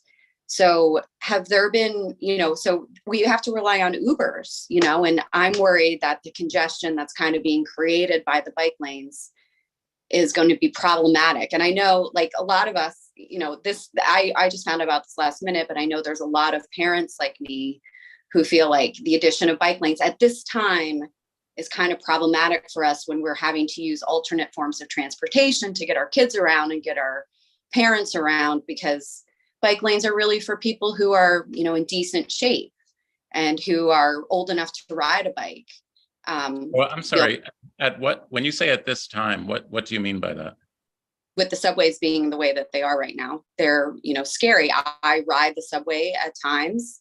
Last week on 42nd So Street. you're saying that like some problems in the subway should halt the rollout of a bike structure? Well, if it creates more, because they have to rely on Ubers now. So that creates I don't congestion. think that's an option that's available to a lot of New Yorkers. And I don't know if that's like the basis of transportation planning writ large in the city. I mean, I appreciate your input. I'm sorry for the problems you're having. Ability study on how it's going to create or what the congestion problem. I mean, I went into labor a few years ago and it took me an hour to get from 14th Street to 58th Street on the West Side Highway. And, I also walk on the Hudson River Park all the time. Yes, there are a lot of bikers, but it's not the same sort of congestion that exists on the roads at the moment. And I disagree that people make, Ubers while they're expensive. When my kids used to ride 3 years ago, used to ride the train to school. And we've had an issue where one of my daughters was harassed constantly. We contacted the NYPD. Right. They couldn't about it. We've made concessions in order to get them. And a lot of parents don't have the time to sit on a call like this for 2 hours to put their input in and say, like, why don't the bikers just go to West Side Highway? So, Christine, Vanessa, yes, thank you. Yeah, Vanessa, I get it. This is like, you can't use the subway, you have to use Uber. There is a lot of congestion, it's unbearable, you pay more money. Now, the plan to address congestion is really the congestion pricing. And that's a plan on which, now that the election, let me just go to the end of job, and now the governor and everybody's going to work on that, and hopefully it's going to release that, the congestion. And so that's the plan. So because if my kids have to go, like, for instance, my daughter goes to gymnastics in Brooklyn, so she would get hit with congestion pricing. My other daughter goes to dance in Tribeca. All right, and we can't discuss congestion pricing here because that gets us way out of the project. But we're worried about how what I'm trying to say is that removing having more bike lanes allows more people to get out of their cars and to get out of the subway, and that's generally good. And so every large city in the world is really going in that direction to improve the environment and to improve transportation. And it's stability study on how adding a bike lane will decrease congestion, as you say? Well, generally what it does is that it reduces the speed of the cars and it improves the safety, which is something which was discussed at the beginning. And it reduces cars, that increases congestion. The 10th Avenue. No, I mean, there's a difference between speed and congestion. Speed is just, moving, but moving slower, right? Yes, and that congestion is being stuck somewhere and not being able to go anywhere. I'm sorry, Christine, Dale, can I just make a suggestion, Vanessa? I just want to be cognizant of time. We're at 8 o'clock. We've got 7 more people. You've got another entire item. We certainly can have this conversation. And the 10th Avenue bike lane may not be a specific solution for you, but writ large in the city, we think that it's a better solution for congestion. We appreciate your feedback, but we're going to move on to the next speaker. Thank you, Vanessa. I think that's very rude because I'm the only one who had an opposition. Thank you so much, Vanessa. Well, Vanessa, if you want to discuss one-on-one, I will be happy to take that. Can you send me this recording, please? This is going to be live. It's live and it's public on our YouTube find this on our YouTube You can get it anytime you like. YouTube channel?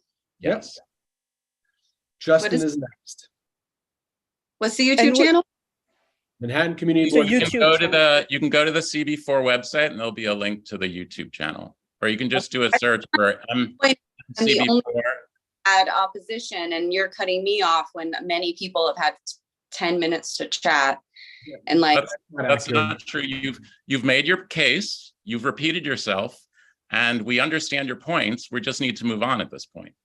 all right, thank you.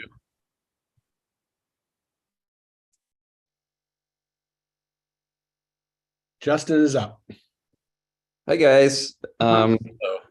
Thanks for having me. This has been really interesting. I'm really excited to hear about the bike lane on 10th Avenue. I'm a resident of this community board. I live on 23rd Street between 8th and 9th, and I spend a lot of time over at Chelsea Piers. So I do a lot of biking back and forth between 8th Avenue and over to the west side. So I'm very familiar with biking on 10th Avenue. Sometimes I have done it, but I try to avoid it just because it's scary and there's just constant traffic left to right. And there's many times where I'm sitting in an intersection wishing that I could turn onto 10th and that would be the most efficient route for me. But I'm stuck there waiting because it's too nerve-wracking and I stay away from it. So this is super exciting. I just wanted to voice my support for it. And just to the end of feeling safe.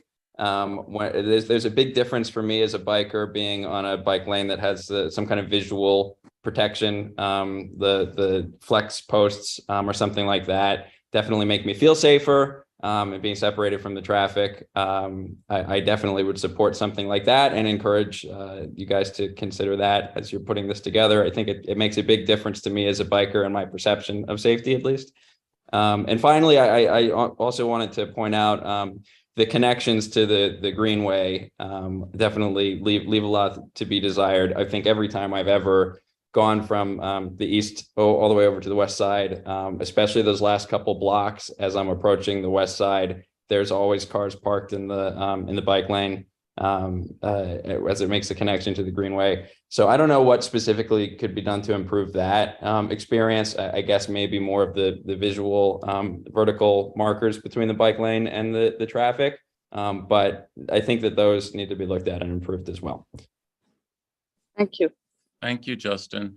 For the remaining speakers, I'm going to ask, just in the interest of time, if you've heard a point raised and you agree with it, you can say, I agree with the prior speaker who made this point, rather than reiterating it and taking a lot of time. If you have a new point, please feel free to make it. Who's next?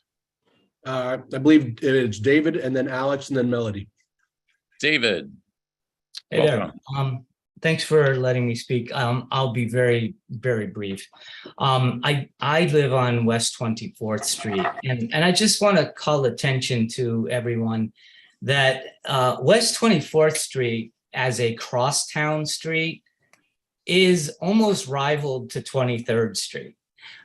Because if you all recall, 11th Avenue going south truncates onto 24th Street. And that is the street that, of course, we have, 18,000 residents on London Terrace and otherwise. But we also have a car wash there on 10th Avenue, which is always having a queuing issue with cars. And that will be exactly where the bike lane will be. So I just, those two issues are, I don't know if y'all have considered it, DOT, but, realizing that we have a quasi crosstown major intersection at 24th and 10th, and also the car wash. Thank you. Thank you for raising that. Sure thing. That's one of the things we'll have to look to the details for. Who else is speaking? Alex is next, and then Melody. Alice? Alex. Hey. Hello, Alex. Hi, Dale. First, I just want to thank you guys, especially you, Dale. That was really well managed. This has been one of the best and most informative committee board meetings I've ever seen, which admittedly is a very low bar, but even still, quite good. I guess my question mostly is, well, first I wanted to start with telling you probably one of my favorite times riding down an avenue ever was during UN week, where they close off the avenue and they clear all the cars out there and they put barricades down the lane, right? They don't rely on cars to have like a parking protected effect, which is really great. It's actually surprising if you've never done it. I would encourage you to do it next year during UN week, because all of a sudden people on bikes whose heads are about, yay high off the ground can actually see things on the other side of what would be a giant metal box, right? So one, it feels nicer and it's a lot safer. I mean, basically the entire street becomes daylit, right? So with that in mind, my question is, I guess, why we're allowing parking at all for any protection on avenues at this point. And just as a further aside for that, my girlfriend actually has a place on 10th Avenue and 43rd Street that we're moving out of and moving into a place in Astoria because the cars are so obnoxious and make so much noise going to the tunnel that there's literally beeping during some points of congestion and gridlock. There's beeping like every second. It's like beep, beep, beep, beep, beep, beep, beep, beep, beep. You can't even hear yourself think. So we're leaving that place. And that building, her one-bedroom apartment there goes for about $43,000, which is crazy in and of itself, but that's a different community board, right? Very expensive apartment in a 50-story building, which if you run the math, that apartment can hold basically 2 parking spots, right? 2 large like SUVs. Or Alex, you have to focus on your question. We'll get to the question. I promise you, Christine. We have to do. I promise you, I'll be there in 10 seconds. The point here, if you run the math, that space for those 2 parking spots that would fit in that apartment in a 50-story building is about $200,000 in rent. So there's 2 of them. That's about $100,000. Why are we taking this space that is so valuable, that people that live here are paying so much money to rent, and giving it for storage of one vehicle on an avenue? We are not talking about parking here. We're talking. No, but we are, because this lane. We're talking about the bike lane. So yeah, no, of course. But my point is, the bike lane has parking protected elements, right? And I think you are saying you'd rather not have that, right? Yes, we should not have any parking. We could have a 15-foot wide bike lane, all right, or we could have a bi-directional bike lane. Or we could have a city bike station, or we could have a bus lane. Yeah. We got it. We need to move on. No, but that's the question. I'd like the answer to that question is why do we have any parking on this in this plan? We are not going to have an answer to that question. You know that. Why not? Because the city and the culture is that parking is king.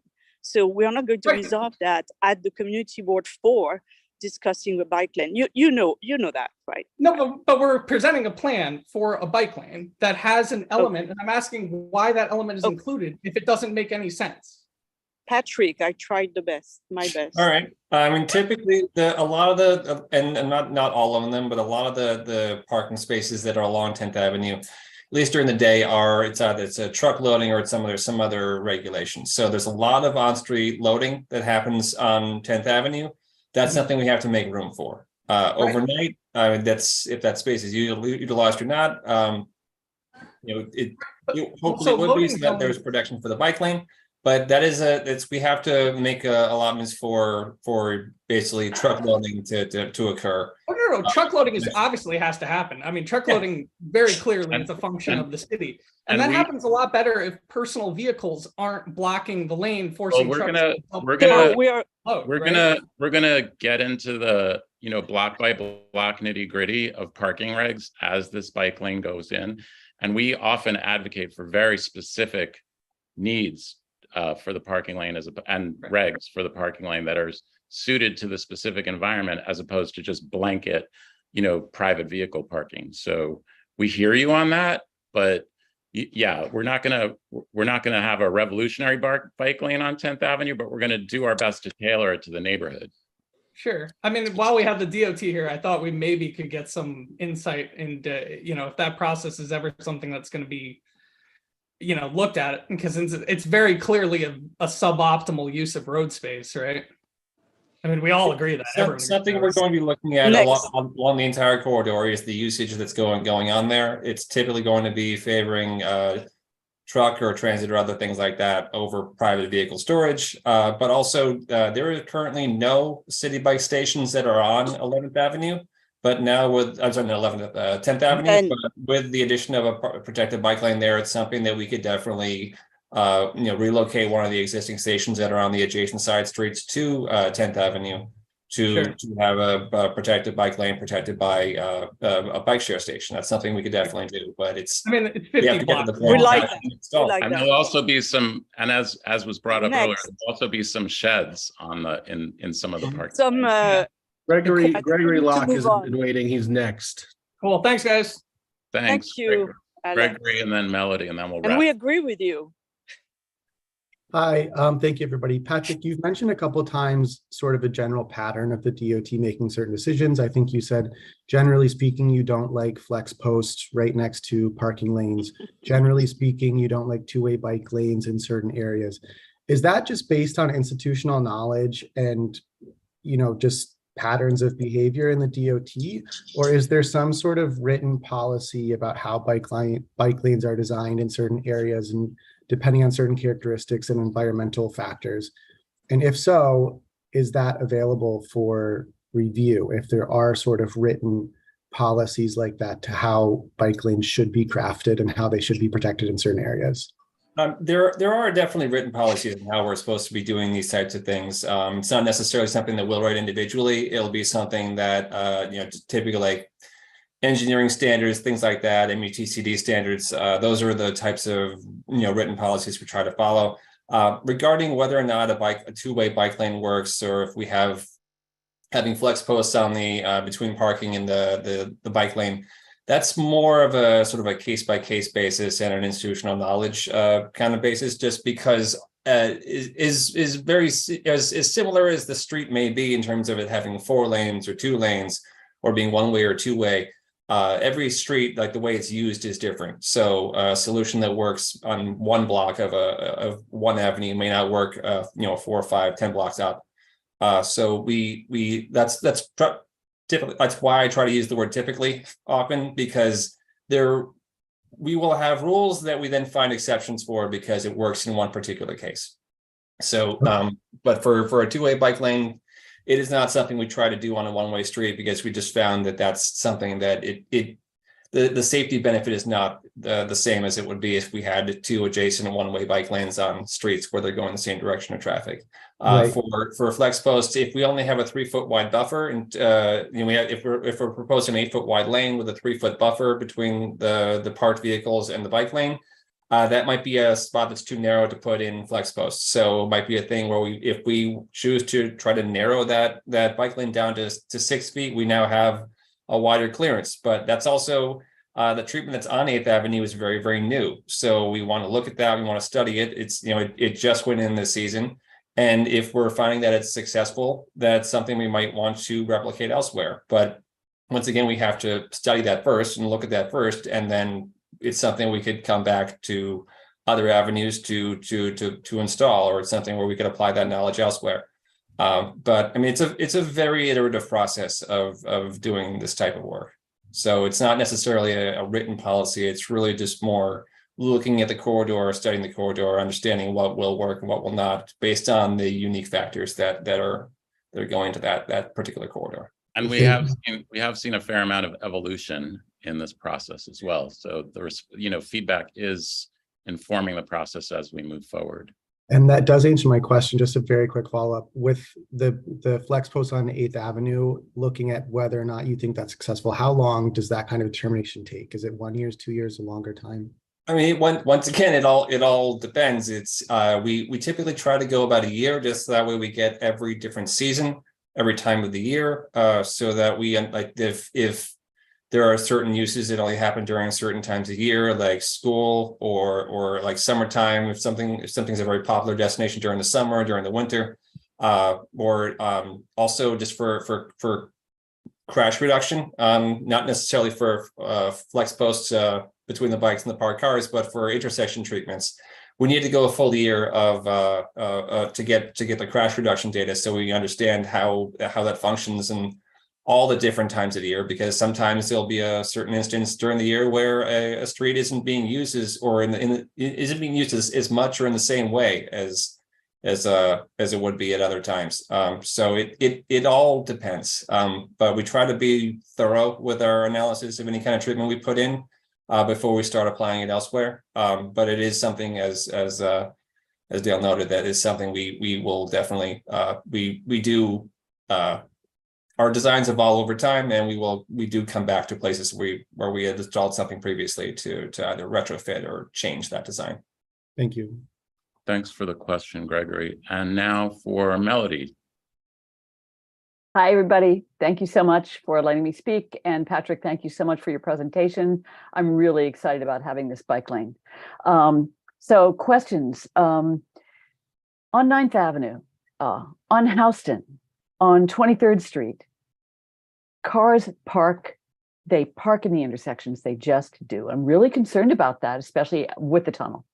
I saw a biker hit today going through Houston as he had the light, but the cars give each other cover.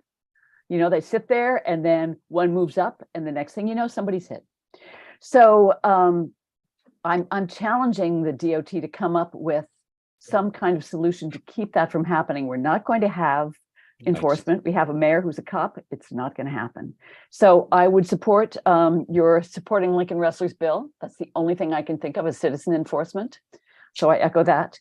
I have a question. It seems to me, and I took screenshots of all of your slides, and it seemed to me that on the east side of 10th Avenue, you have parking there, right? I mean, in the slides, I believe it's parking or loading, or sometimes it's a rush hour reg, but yeah, there's typically it's parking or bus stops. Okay, so I was wondering if you could take out parking. Loading zone, of course, would be good. And maybe that would force more cars into the protection of the bike lane. Just a thought, because people have talked about the fact that they don't think that the bike lane is protected enough. On the east side of the street? Take the parking out on the east side, and that would force the cars to maybe protect the bike lane more. I think we should take a holistic look at the regs along the whole corridor as we, review this plan block by block, but we can certainly take the opportunities, whether it's loading zones or hotel loading zones or. Right. Yeah, I'm just thinking of protecting bikes more, and if we're doing that with parking, then if we took out some of the parking on one side, perhaps. Or we can have Midtown South park all their vehicles on 10th Avenue instead of parking them on 9th Avenue in the travel lane and in the turn lane. So yeah, we might anyway. Anyway, it's just a thought. It's just a thought. I appreciate the thinking towards making this safer and making it a more efficient avenue. Also, I had one question. I didn't see where the bikes at 14th Street join parallel with the turning cars. Is that a split phase light there? Well, there's an existing split phase for. There is. I'm sorry, I haven't ridden that. For northbound vehicles that are turning from the West Side Highway going to 10th Avenue, so they'd be taking advantage of that to cross with pedestrians. Okay, thank you very much. Great, thanks, Melody. All right. Danielle is next, and then Cody. We have more speakers. Okay. Yes. Hi. Thanks for letting me speak, and thanks everyone on the board. Really appreciate the pushing for self-enforced or bike lanes and whatnot that are designed such that they can't be abused. One thing that I did want to press, and I don't know if the DOT can design this or if this is something that eventually the board could resolve to have the state take a look at, because it's that state route. But the 14th Street entrance from the Greenway, and potentially having, because you would have to cross on the south side and then take another crossway going north before you can actually start going up the avenue. It seems to me that you could just allow bikers in sort of the lane where cars are in, just because those lanes whereby City Winery aren't actually used that heavily, and reducing the number of sort of times you have to wait as a cyclist will just make it easier for cyclists to obey that. I used to take that a lot because I worked right next to there, and I always just personally salmoned on 15th Street.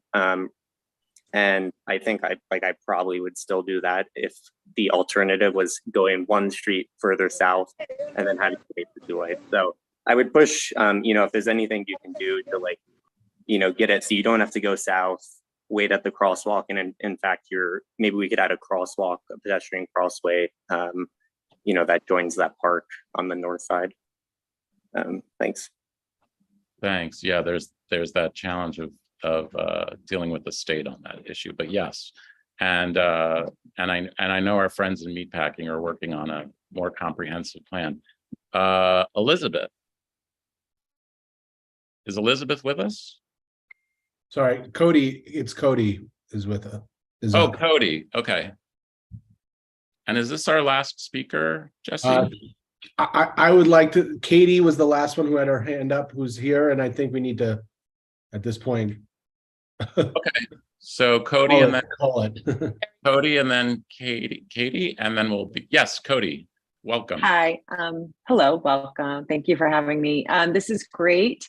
I just want to emphasize, as a parent of 2 small children, that I am over the moon to have this bike lane, because it will help protect not just the cyclists, but my tiny little children who are walking up and down 10th Avenue, which is essentially a highway.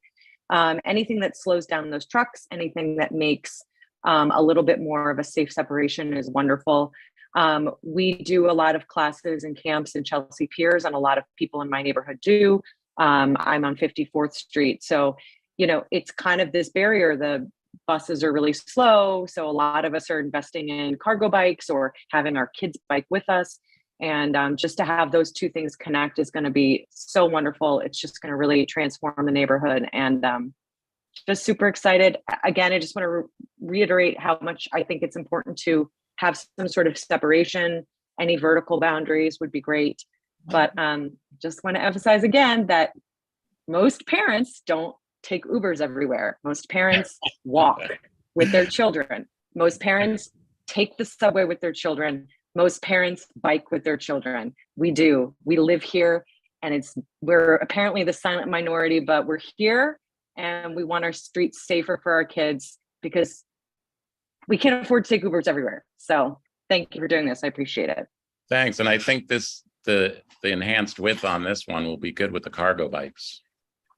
Yes, yeah, definitely. All right. Kate?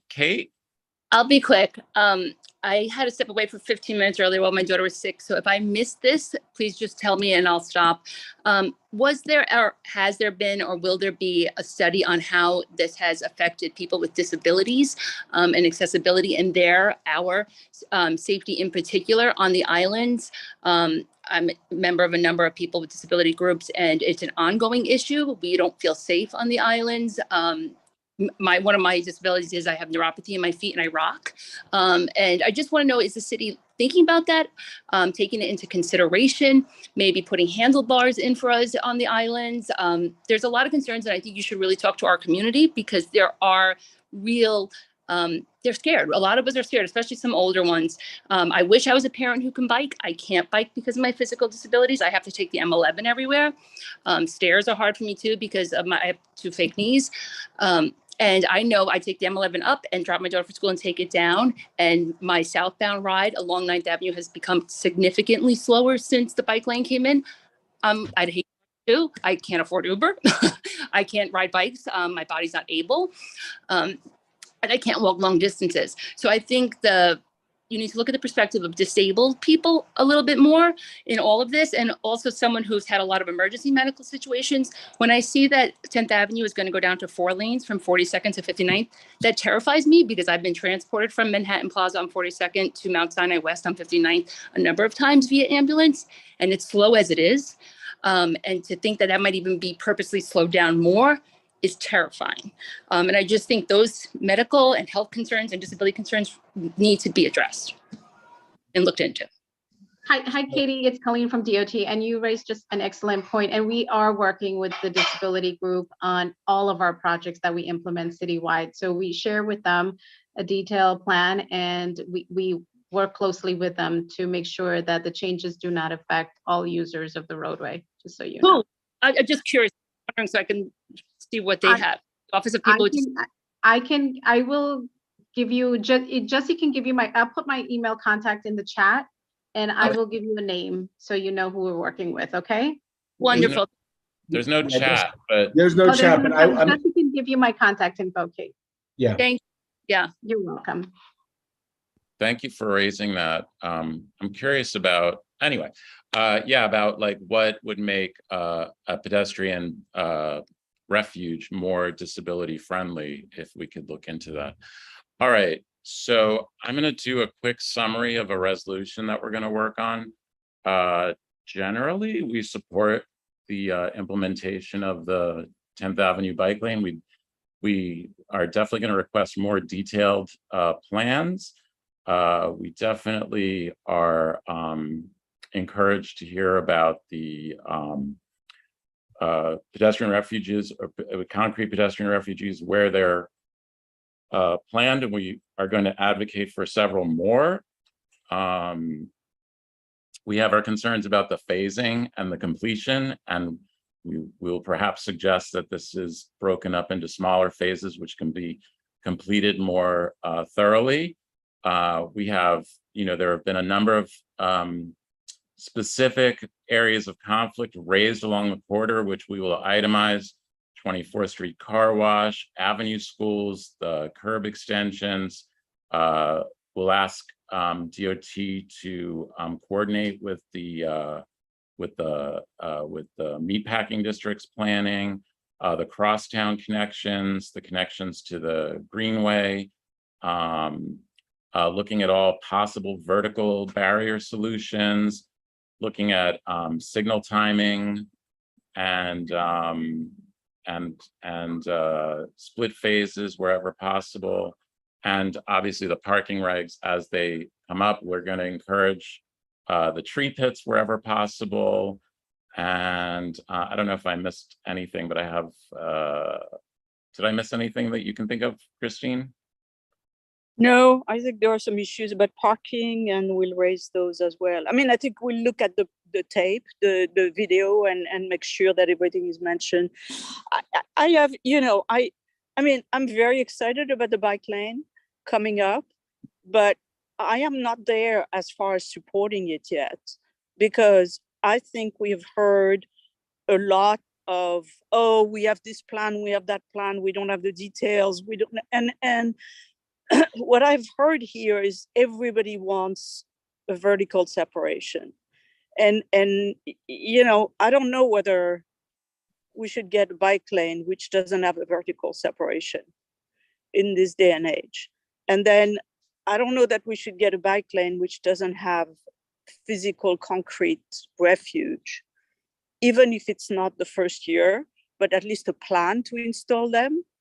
And so I would think that, and certain split phase are very important. We want as many as we can, and I understand that. So those two aspects, I felt we heard loud and clear from everybody.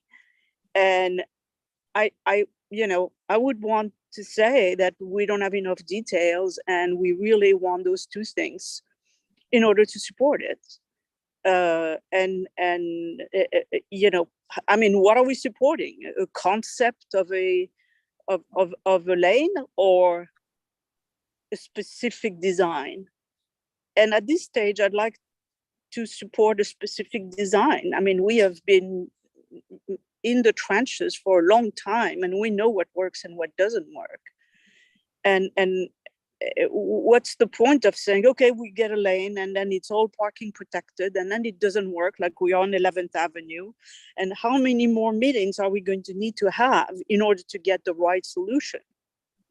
So to the DOT, it's iterative. To us, it's our lives.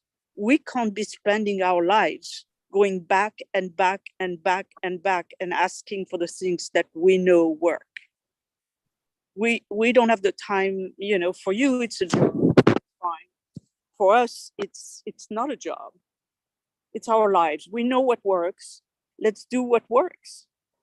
So I would want to be a little more definitive on this, saying we're very excited about the bike lane. It's very needed. We asked for it 5 years ago, so we know it's needed, right? But the details we have don't make us comfortable that we're going to get the right bike lane. And we cannot just support the design that we have heard. This is not what we really want. And so what we want you is to come back in 1 month or 1 month and a half and make another presentation of all the details. And then we can see whether we have enough of what we have asked for to go forward, or let Eric and the elected officials go to bat. I mean, that would be my preference. I mean, you know, I don't want to spend the same thing I spent this summer, where I took DOT 3 times on a walkthrough to look at everything which is missing. And we still have one of the bike lane completely missing.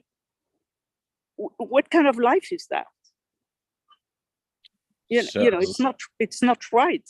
So I think we need to be, and you know, we are the biggest supporter of the DOT, but we need a better job here. We need the top line note of the resolution is we need detailed plans. Right.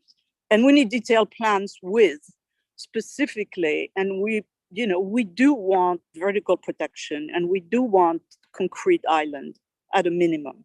And then the rest of it is we need to see how much and where are you going to do it.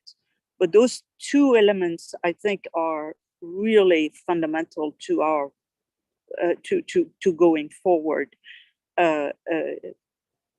Anyway, David, I don't know if people don't agree with me. Just please let me know. I may be too aggressive on that. I agree with you, Christine. I was about to second what you're going to say, but before I do that, I want the 2 things very quickly. Is the standard should be like that woman Valerie who was opposed to the bike lane. She brought up a good point that her daughter is not, a 13-year-old child doesn't feel safe riding in the bike lane. We need to set the standard where that child and that mother will feel safe. And that's the goal. And I think that's we should address her. She waited a long time to speak, even though I disagree with her outcome. I respect her because she waited a long time. And I would really love for her to feel comfortable for her children. But the next, I think just to put it in terms that we can put in the letter, I do think we want this bike lane to be functional and safe for all kinds of cyclists. Well, yeah. So I was going to second what Christine including said. The mothers with the cargo. I was going to add a friendly amendment that specially created design that doesn't rely on enforcement. In other words, it'll perpetuate cyclists to be slow in certain areas and cars not to do certain things. That's very important because that's a issue we have. It's an interesting ask, David. We'll try to articulate in the letter where the bike lane itself, the design of the bike lane itself precludes a lot of enforcement conflicts that we've been seeing in other bike lanes, especially right. Because it's not fair to NYPD. Just wait. Viren? Sorry, very quickly, I'm totally with Christine. I think we've been through this route very many times, 20 years down the road. We still keep talking about not having the standards. We don't have sort of this and we don't have that. I think that is a huge problem. We will not come up with those kind of arguments when it comes to car traffic. Why are we doing that with bikes? So that's a big problem. We're actually designing this infrastructure with people's money. And we're still painting bike lanes. We're not designing them as permanent infrastructure in the city. We're putting good money after bad. So I'm with Christine, absolutely. I think we need to have a plan that actually makes this the 21st century bike infrastructure that this city deserves. And people have worked very hard to get there. That's number one. Number two, yes, it has to be absolutely designed for the bikes, but at the same time, accessibility is one of the major concerns that many of the folks have expressed today. So we should, it should be pedestrian friendly as much as it is for bike riders. And that is something that DOT has to work towards. Just the way they would handle that for other forms of traffic, they need to do that for bikes as well. I'm a biker and I'm biased toward bikers. At the same time, I don't think we can entertain biking at the expense of somebody getting hit or accessibility is becoming an issue with the sort of islands and whatever else that we put in there. So I think our major ask should be pretty much that. Do we have now some sort of more dependable guidelines with which these bike paths are designed? and separation and all of those issues are actually addressed properly. Got it. Yeah, the importance of the pedestrian experience as well. Brett? Thanks, Dale. I'll just be quick here. I want to support what Christine's points were. I would say that when bike lanes were new, they were exciting. We were figuring things out as we went along. Sometimes we reached a point where, just like Christine says, we know what works and what doesn't. We have a long record of what we prefer, what we're expecting to see. If we're going to see things that are different than what our expectations are, it needs to be because they're being progressive. I get, with all due respect, and we appreciate the addition of bike lanes as part of the network. It feels like DOT is sleepwalking through this. They're just, okay, let's paint these out. We'll here, okay, that looks like a bike lane. Here are the images. Okay, done. It's the same bike lane. But every time we get another round of bike lanes, they seem to be stripped down a little bit more, a little bit less. We'll defer this. I think we need to start ratcheting up the noise, because this is no longer a thank you for inventing bike lanes. We now expect these. This has now become the way of life for us. Society in our city has changed and conformed to work with these bike lanes.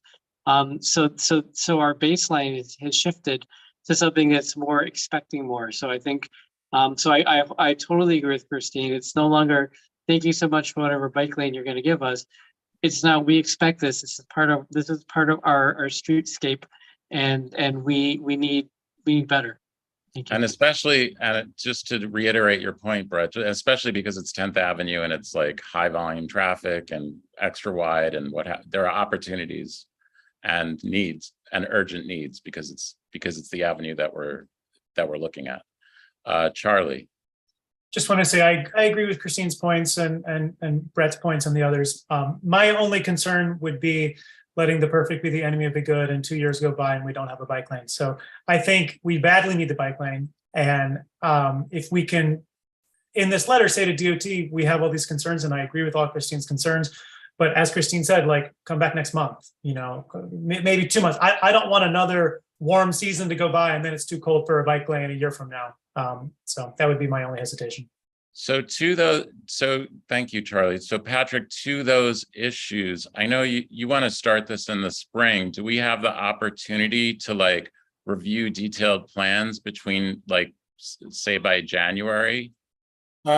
January or early February would be ideal. I mean, not much is going to happen by next month, just because it's the holidays. There's just not a lot happens. If we were to say we really want to see detailed plans, so for February's meeting, that would not push off the implementation once we arrive at a consensus. Yeah, and we're presenting this in November, and to be honest, between November and February is when a lot of those those details are worked out. Like a lot of the finer details are worked out. So by February is when we know a lot more about the specifics of what we are going to do. But I just want to let you know, it will be roughly what we're presenting here. I mean, there'll be I will be able to provide more nuanced details on some things, but largely it's going to be what we are presenting. Because we've seen much more detailed plans. Yeah, I mean, we can provide the detailed plans, but it's just going to be basically a very similar design to what I showed in the presentation, but just repeated at a lot of different intersections. Alan, So it's the nature of a grid. Are you not going to put more vertical separation? I mean, we have vertical separation happening at intersections in terms of mid-block. No, I'm asking all along. All along. I mean, that is not something that's included in this proposal now. So this is what you're saying, is that essentially that design is not going to happen. So what we need to do is get our. That at all. I'm not saying that. Oh no, you are not. No, I'm saying it's not included in this proposal right now. If it's something that you want us to investigate, put that into the resolution, we can definitely investigate it. I can't promise that it's going to go in, but it's not something that's in this proposal right now. That's what I can tell you. Got it. I misunderstood you. Alan. Yeah, so this may be for another discussion, but when pedestrians speak about safety, they speak about bikes running lights, bike speeding, blah, blah, blah. We've heard it all before. That's not this discussion, right? So is there an educational component out of DOT somewhere? I think you may have mentioned it that you do put out flyers or something, but is there any kind of an effort made to change what is a antagonistic culture in biking, an aggressive culture in biking, which you don't see oftentimes when we compare, when we say, oh, look at Amsterdam, look at this, look at that. You go to Mumbai or you go to Cairo, when the light turns red, everybody stops. Bikers don't run the lights. You know, We are on I'm just saying, it might be a different conversation, but it's something that needs to be. I'm sorry, we are on record as asking the DOT to instill a culture of compliance among cyclists. All right. But I think the larger challenge on 10th Avenue is the culture of compliance among, vehicle users. Right. Dale, should we make a Two separate conversations, Dale, two separate conversations. Yes. Should someone make a motion for? Yeah, motion Okay. to adopt everything that has been summarized. It's gonna be a big letter. It's gonna be a detailed letter, and we're gonna. And what we need a second. Yeah. I'll second it. Okay. So to the committee, all in favor of this detailed, consensus-driven letter? Aye. Any opposed? Patrick, thank you so much for Thank your you for the patience. presentation. We appreciate all the work. We appreciate all the work you are doing. We love it. We love it so much. We want more of it. Okay, we're gonna move Can on. I just double check on just for the vote for accuracy? Pete Diaz and Alice, did they? I did not see them come off camera, or I did not hear them. Pete was there earlier. Was there? There's Pete. Pete, are you in favor? Yes. All right, thank you. And I think Alice was not here, right? Okay, I don't know. All right, we tried. Sorry, I just wanted to. Okay. Okay, so we're moving on to the Con Edison presentation. And we have from Con Edison, we have Allison. Welcome. Hi. Bye, Patrick. Hey, everybody. Thanks for having me. I'm Allison Kling. I'm the section manager for e-mobility at Con Edison. And I'm going to share with you a little bit about what we've been doing in the EV space. So a bit of a switch to cars from bikes here. And I'm going to share my presentation here. Okay, so let me know when you can see this. We got it. Thank you. Okay, great. Okay, so real quick, and I know you guys have been on for a while, I'm just going to give a little bit of background about our clean energy commitment and the pillars. So in 2021, we made a commitment to deliver 100% clean power by 2040. And also a big part of that is reimagining our gas delivery system, which we're not talking about today, but it's a big piece of it, as we be decarbonized towards a net zero future. We also have a lot of support for solar, for battery storage, other clean energy technologies. And all of this is helped by our recent smart meter initiative. And from our own carbon footprint, so pillar 4 is reducing our own company gas emissions by more than half since 2005. And we've given ourselves our own net zero target for scope 1 emissions, and that's by 2040 as well. Partnering by stakeholders, obviously that's a part of what we're doing tonight. And that's, all of our customers, government, employees, developers, and that's just kind of courses through all of these other pillars. But we're talking about transportation tonight. Allison, yep. The slides aren't moving. Your slides Oh, are they're not? moving. Yeah, Oh, we're no. still on your first slide. So sorry. Let me try again. There we go. Okay, I'll just keep it like this. We'll do this. Yeah. Those Okay, are the great. Those are the pillars. Yep. Okay, we did the pillars. All right, let's move on to transportation now. So why are we talking about transportation? Well, obviously it's really important for the clean energy goals that we have. Transportation, transportation and buildings are the two largest factors for carbon emissions in New York State. The slide's a little old, but almost half of carbon emissions in New York State were from transportation in 2017. So the only way that we're going to reach these climate goals is to move our transportation over to electric at the same time that we're moving to a clean energy future with things like solar, batteries, offshore wind. If we do those two things together, we can get there. I'm going to talk specifically about transportation here tonight, and this is an overview of the different initiatives that we have going on. One big thing that launched a couple of years ago is infrastructure incentives, where we help pay for the installation of charging stations for light duty vehicles, so passenger cars and trucks. This is really meant to reduce, range anxiety for folks who are worried about buying an electric car, just getting a lot of those plugs installed. And we're actually now over 1,000 level 2 plugs and over 80 fast charging since the beginning of that program. We are also looking ahead to medium and heavy duty electric vehicles, so trucks and buses. So we're starting to work on incentive programs for that market as well. And then on the next bucket is about, once the cars are in and the chargers are built, how do we help those drivers manage their costs?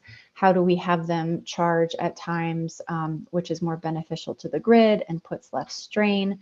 So we have operating incentives and managed charging. And then we're also looking a lot of innovation. So how do we think about these vehicles as an asset to the grid? We did a school bus vehicle to grid project up in White Plains, where 5 buses were school buses during the year, and then also acted as batteries on wheels during the summer and provided power back to the grid.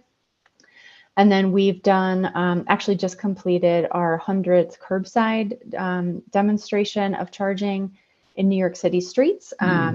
So you might have seen those in your neighborhood. And then lastly, on the customer education, we have a lot of new services and tools to help people and fleets and developers understand how to go electric with their vehicle, with their fleets, and how to make that happen. So that's with big customers like the MTA, NYCHA, Westchester Beeline, and a lot of others. So thinking about, relevant for this group probably is why people aren't buying electric cars. The biggest 2 reasons are what we call range anxiety. I'm sure you've heard this term. And it's basically the worry that if you have an electric car, you won't be able to charge it. You'll go on a road trip and then you'll be stuck, or that it's going to be inconvenient to find those charging stations. And you're going to have to spend a lot more time than you would now to find a place to charge and then actual time to charge it up. Obviously really relevant for those of us like me who are street parkers. It might be hard to find a place to, much less charge your car, but to park it. And then, you also have a lot of the perception that it's, it's only Teslas, it's only for wealthy folks. The cars aren't good, they don't go as far. So a lot of different reasons why people aren't buying electric cars. And really with our infrastructure programs, we're trying to hit those first 2 reasons of just getting those plugs out there. So this is the Power Ready program that I mentioned.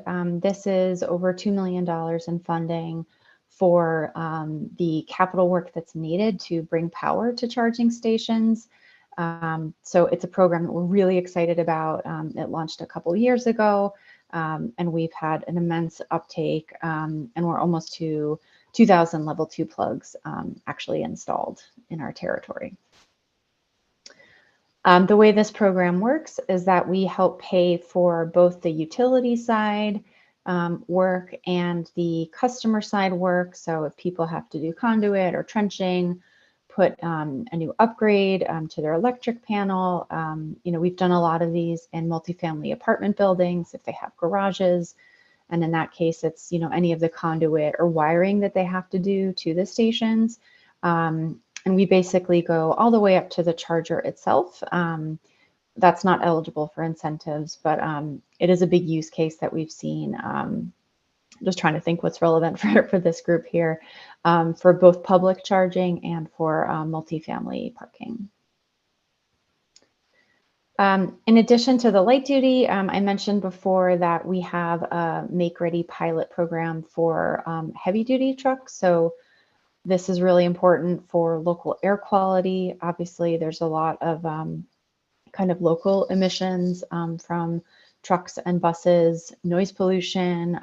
So this is something that's coming very quickly. And we are here to help these vehicles go electric and help them offset the costs of doing so. Curbside is something that's really exciting. I talked about this a bit, but you can see a picture here of what these look like. You might have seen them in your neighborhood as well. This is the EV charging that is for on-street parking spots. It is a partnership with the DOT and Add Energy, the charging company. A really long project to get the design right, find the right spots. And we're seeing that these are finding a very high level of use, way higher than we expected, which is great news. I've got one near my neighborhood, and I always see cars parked at it and charging. So something that has been very successful as a pilot. And I know we're in support of more of this and, you know, working with DOT as well on how to scale things like this. On the operating incentives, this is something that applies to individual drivers. So something that might apply to folks in the room here tonight. So Smart Charge is a way to provide incentives to drivers for charging off-peak or at times when the grid isn't as high use.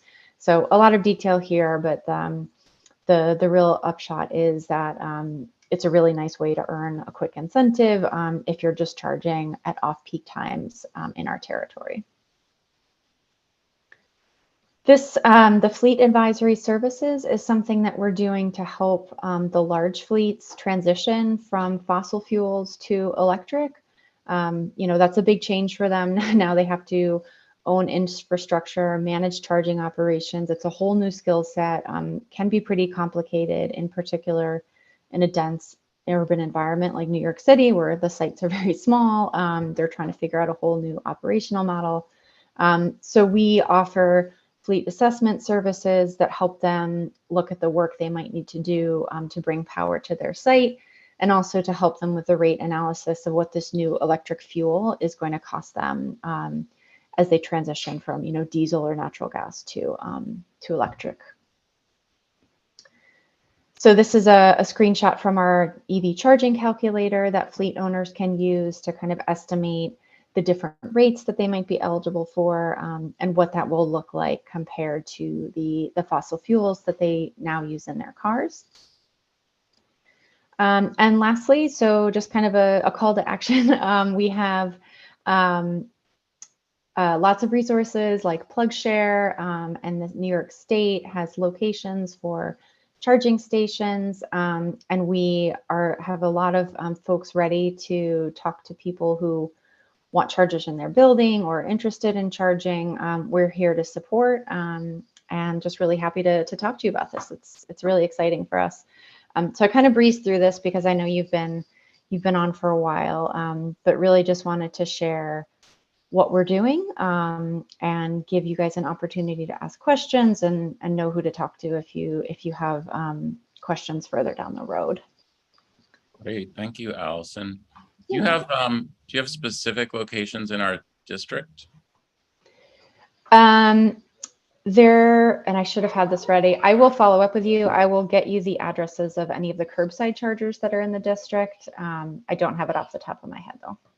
But this map that you see. There were no curbside chargers as part of the pilot program in Community Board 4. They all start 59th Street and up, basically from Central Park North as part of the pilot program. But as soon as Okay, go ahead. I was just No, going to go say, ahead. so there's no curbside locations in the pilot. Are there anticipated curbside locations, or those haven't been determined yet? So I don't think they've been determined yet. And I know it was a close collaboration with DOT to pick the sites. And I know different neighborhoods could request chargers. So I wasn't close to the location choices, but so we've got about 100 now. The city has a goal of over 10,000 curbside chargers in the next 10 or 15 years. So definitely more to come. And I know we're working with them on things like how do we leverage existing street furniture like street lights or other designs to get more curbside charging out there. So, you know, more to come. And definitely it has to be a part of the solution if people are going to go to electric vehicles. So any of the green dots on this map are going to be not curbside. They're going to be like private space, like garages.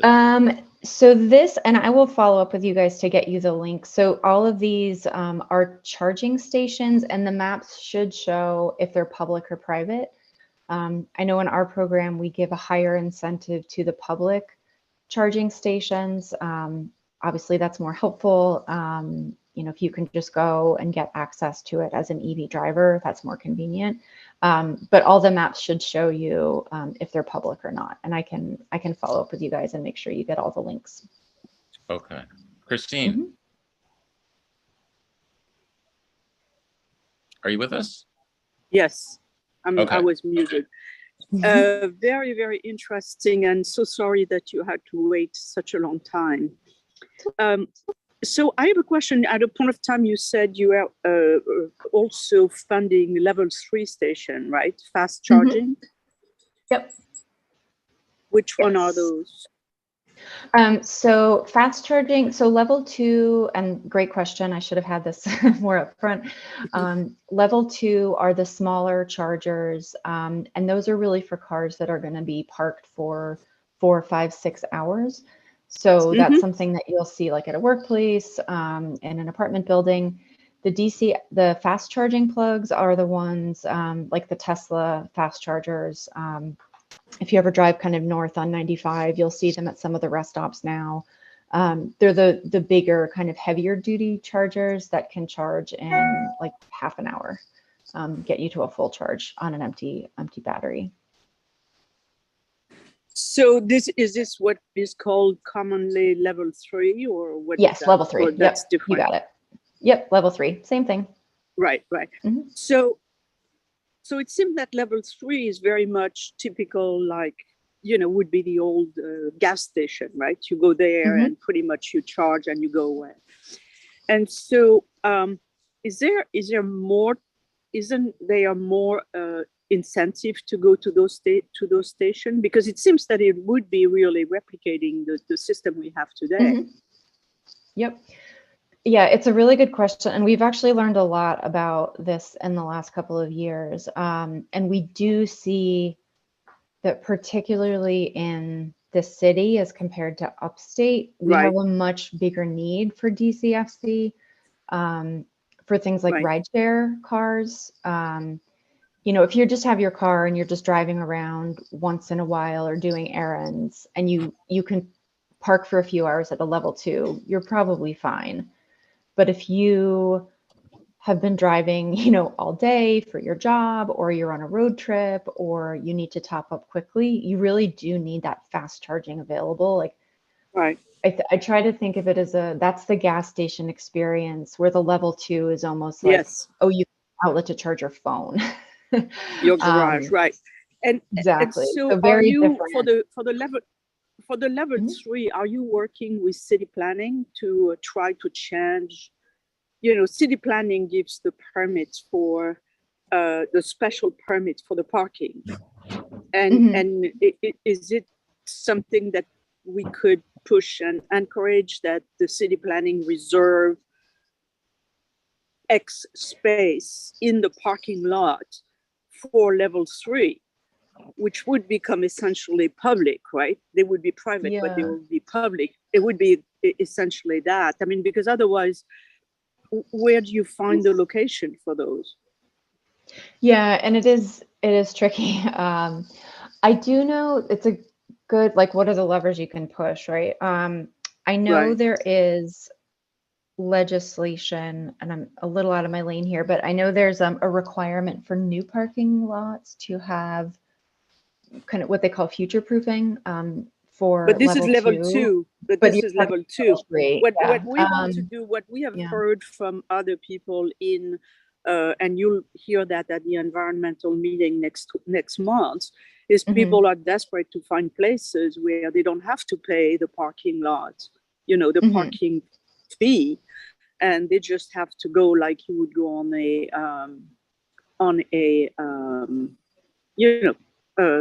like a gas station, essentially. Yeah, like a charging hub. Right. Because we are concerned, I mean, I am concerned personally on the curbside charging. I'm very concerned about that for multiple reasons. One is that it's more furniture on the sidewalk, and being, a pedestrian, we don't like that.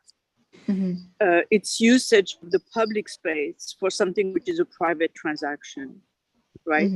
And most importantly, once you have installed that, you are really denying the future of, making installation of bike lane and bus lane much more difficult. And I think, I don't think that in the central business district or even in the rest of Manhattan, this is a reasonable proposition.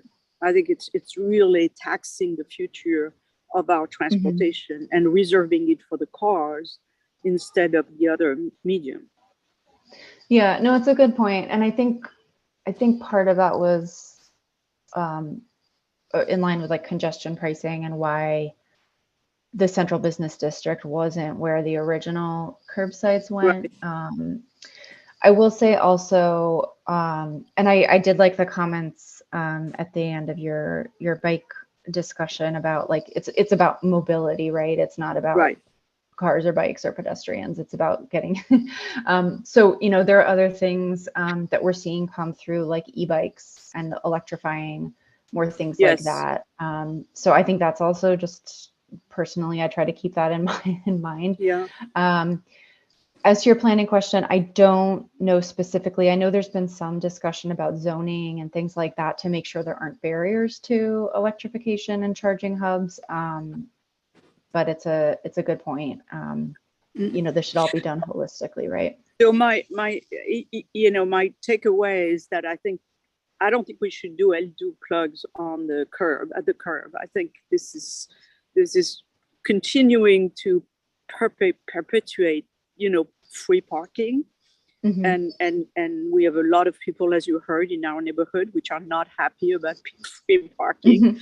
And then because it just takes a lot of space and people are not paying for it. So that's my perspective. And Dale, I have to cut off, but if we do a resolution, I'd like that to be reflected in that. Yes. Okay, and I have to go. I'm sorry about that. Okay. David. All right. David, did you have a? Yeah, just a very quick question, and you touched on it a little earlier. Thank you again for your presentation. So these electric charge stations will cover electric bikes? Oh, yeah, good. I was rambling a bit at the end there. So these charging stations that I'm talking about here are for cars, are for vehicles. But I think it was a good point that when we're thinking about electrification and transportation and climate change, cars are not, the answer is not to get more people into cars. And this is me talking, not Kana talking, so I'm taking off my, it's things like, how do we make it easier for people to walk and bike? So I was just noting that we have seen at Con Edison more of an interest in how to electrify more of the bike stations so that the e-bikes and micro-mobility stations can proliferate. We're actually doing a demonstration project with NYCDOT to try to help them have safer spaces for residents to charge their e-bikes. So just noting that this this specific program is for vehicles.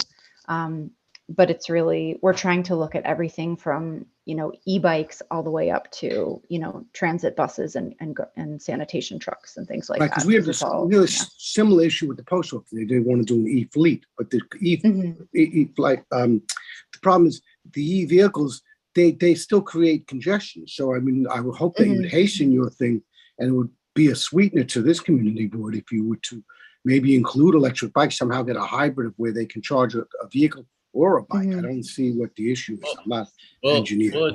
We'll address that in the letter that we put together. I mean, this specific program is for the electrification of vehicles, but we'll say, we're pleased to learn that there's electrification program for e-bikes on the horizon as well, which would be like a separate program with separate parameters. Charlie. Yeah, just very quickly, thank you for the presentation. Wanted to echo what Christine said, that I think, as we heard tonight, a lot of members of our community are against the free storage of private vehicles. And I would hope I'm curious just if in places where you are going to be putting the curbside charging, is it metered parking? It is. Sorry if you don't mind if I jump in first. Yeah, please do. So hi, I'm Kimberly Williams. I'm also with Con Edison. So, and it looks like Colleen has jumped off because she would have been able to speak to some of Yeah, this. it was the DOT can answer this question. Right. The curbside charging pilot program is under the DOT, and they do go to the community boards when we are bringing in a curbside charger. We have meetings. Well, as a joint effort, there are meetings with the different community boards to also discuss the location and make sure that, it's not just haphazardly the city picking a spot for those chargers to be held. And you do have to actively be charging your car when you are parked at one of those spots. And there is also a charge for it. So it's not free charging on the street. But just as a general comment to a lot of the questions around charging, I would just also add that Con Edison is working to support electric vehicle charging for a lot of the reasons that Allison mentioned in her presentation, as well as, supporting a lot of various e-mobility, programming. But Con Edison is not the city and not the final arbiter on where any of these things get placed. We will advise, we are in consultation, but we do not get to say, this is where this is going to get placed, or this is how it's going to be rolled out. We are doing that in conjunction with the city, but definitely also taking all of the concerns mentioned that are being brought up into mind and keeping that in mind as we have conversation. Thank you. And Kimberly, thank you for that clarification. And is it the DOT is the lead agency, or is there a mayor's office, or what other city agencies are involved? So on the electric vehicle pilot program, and feel free to jump in, Allison, it was the DOT. It was DOT. That was the lead agency in general, working on charging stations overall. Like NYCDOT's also been very involved. So you're kind of getting jumping levels there. Right. But like NYCDOT also has a very great comprehensive map of public charging stations that for kind of privacy reasons, Con Edison can't necessarily like host on their site, but they have a map where you can also see all of the public charging stations within a neighborhood, and it's great. Got it. But we'll definitely share a link also with our resources after the meeting. Brett.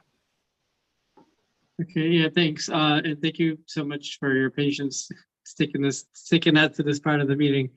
I think by and large, you're not going to find people here that are going to be opposed to the idea of people should be using electric vehicles over anything that's gas powered and all that. It's great. You didn't really focus so much on the air quality. That's a big issue for a lot of us out here. The thing I would want to hear more about, and this is just, speak to my ignorance on this issue. So sure, from the driver's standpoint, it's not putting carbon in the air from the car. But could you speak to what Con Edison is doing to also reduce the carbon footprint of the electricity that we are going to be using where the electricity is powered? I understand that in the state that there's a lot of money coming from the state to help transition the power generation. So the plants themselves aren't generating the carbon instead of the cars. But what's kind of doing? What's your general timeline, and how would that go in terms of phasing to put all these charging stations in the city? Sure. Yeah. Kimberly, I'll start and just jump in if you need.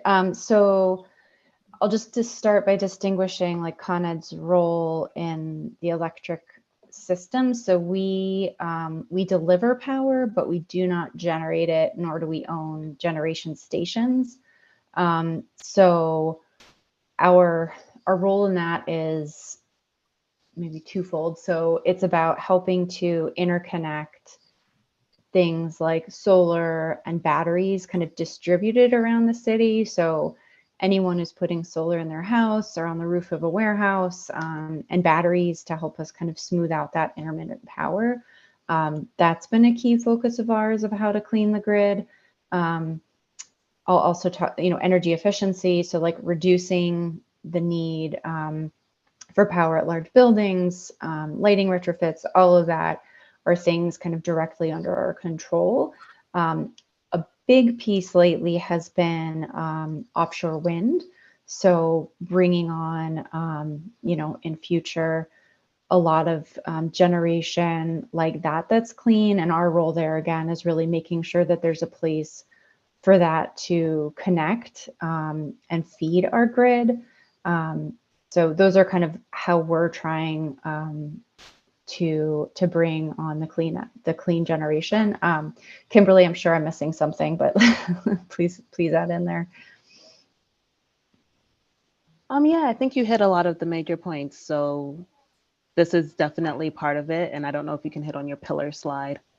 Oh, that was yep, slide definitely. 2. That you shared before, but Con Edison does have a very strong clean energy commitment, and part of it is trying to get to net zero by 2050.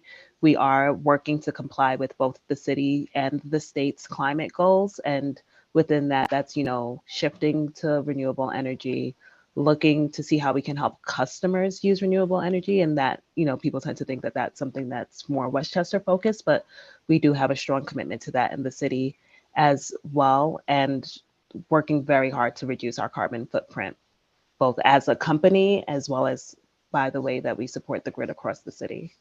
So there are a lot of like nitty gritty details, and we could always, share more information around that. Just if you let Jesse know, he'll let me know, and I'll make sure that we can get like, the in-depth presentation, probably touching on one or two of these things, but kind of getting really into it. But it's definitely something that Con Edison takes seriously, and that we've been working very hard to make sure that we are on a path to achieve these goals, and by working with you guys, other stakeholders, our regulators, and just a breadth of people across the city and the state. Allison, can you put the bar chart with the timeline? I think it's the next slide. It's slide 3. Oh no. This one? 4. That one, yeah. Yeah. Okay. Tina, I just wanted to look at that again. Tina. Yeah.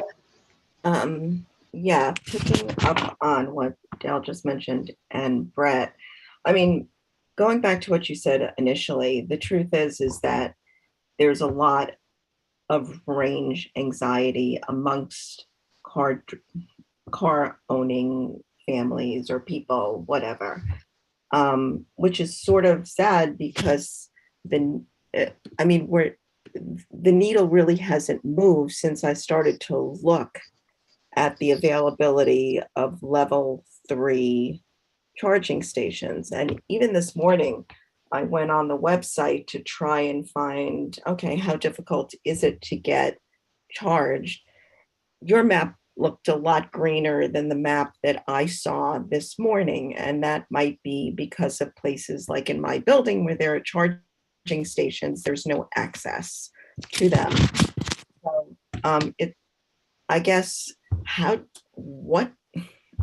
it sounds like it's going to take 10 to 15 years to get close to level 3 charging stations in our area, so people can then buy cars that, to the extent they want, Is that correct?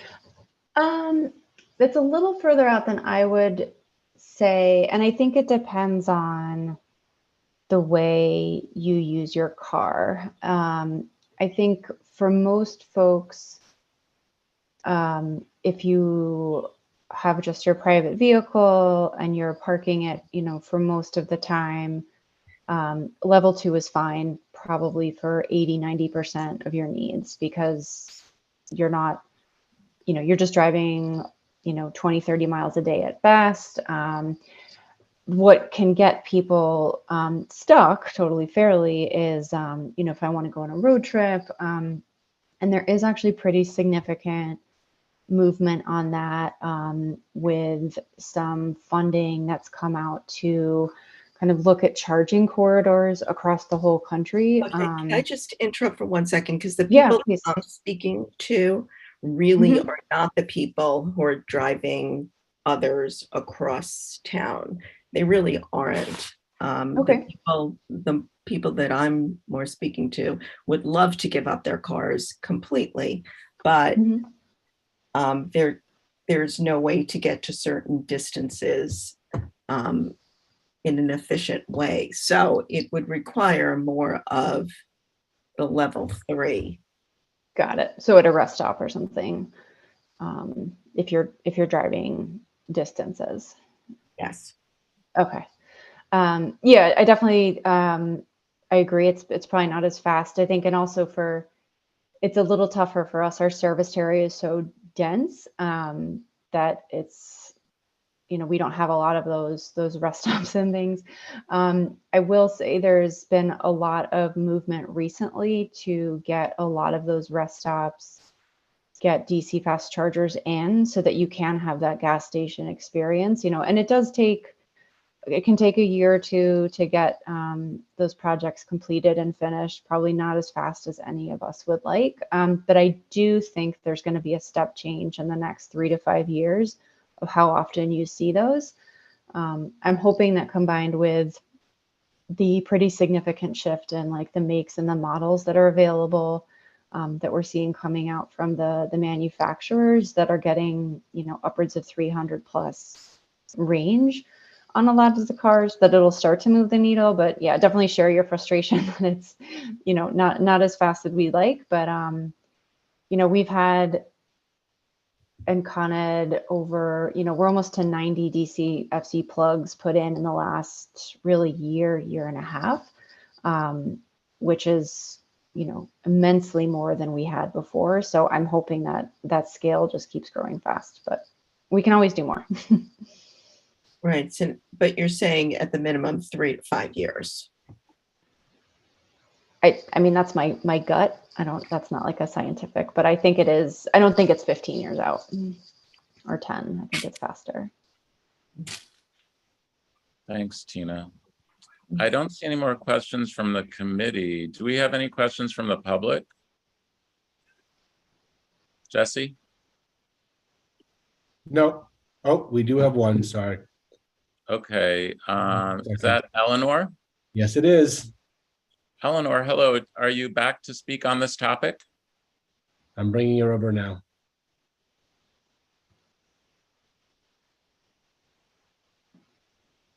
Hello, Eleanor? I've just managed to unmute. Hi, are you back to speak on this topic? Yes, and to finish my sentence, if I might.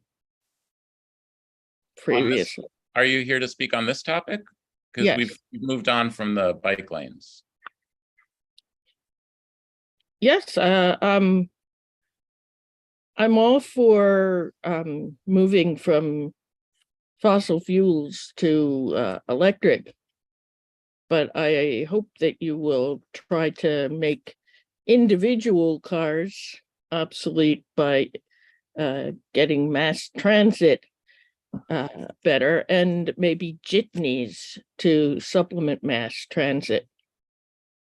Okay, so yeah, we are definitely on board with that. The strengthening of our mass transit, but we're discussing these electrification stations with Con Edison, which has no purview over our mass transit system. But thank you for the comment. Okay, if I could just finish my sentence that was cut off previously, please. What did you want to add? Because we're really running low on time at this point. It's almost 9:30. Okay, just that PSAs on WBAI would get We got that. The host would get the hosts giving you extra Okay. bang for your buck. We heard your Also, I comment. just wanted to mention, someone there said that there were no city bike racks on 10th Avenue. That's incorrect. There are across the street from my home on West 28th Street. Just correct me. Okay, thank I'm you. done. Thank you. Okay. Okay. All I'm right. gonna take down the presentation if that's okay, so you guys can have your conversation. Is that all right? Thank you, Jesse. Yeah. Thank you to Allison and Kimberly. I think the general gist of our response to this presentation is that we have concerns about the location, curbside locations. We're interested in a kind of parallel development of e-bike charging operations, or kind of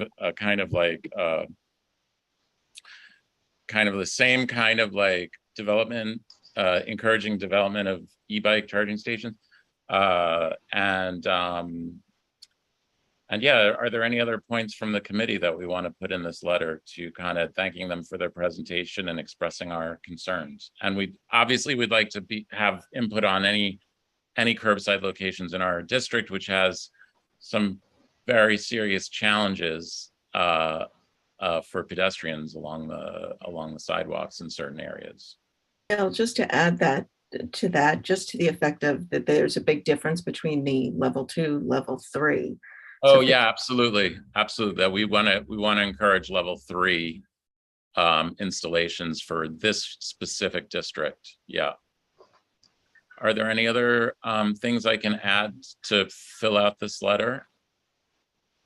We're going to hit on, the importance of the location, our concerns about public, use, and our concerns about the rollout, and especially the level 3, and then the parallel e-bike implementations. Do I have a motion for Motion this? to adopt. Do I have a second? Second. Okay, all in favor of this lovely letter to Con Edison? Any opposed? Any peonies? Any of you linemen for Con Edison? No. Okay. Great. Thank you so much again, Allison and Kimberly. We appreciate the information. Thank you for having us. Have a Okay, good night, everybody. Thank you, Kimberly, and thank you, Allison. Okay, those are the Thank you. last 2 items Take on the care. agenda. Do we have any, do we have anybody who wants to raise new business or old business? I do. Really quickly, I sent you an email. I don't know if maybe you didn't get it.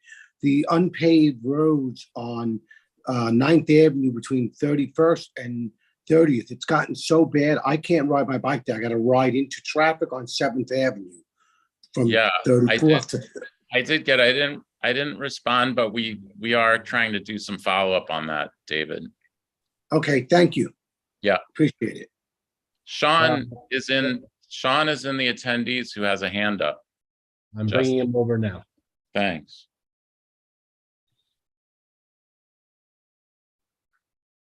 Hello, Sean.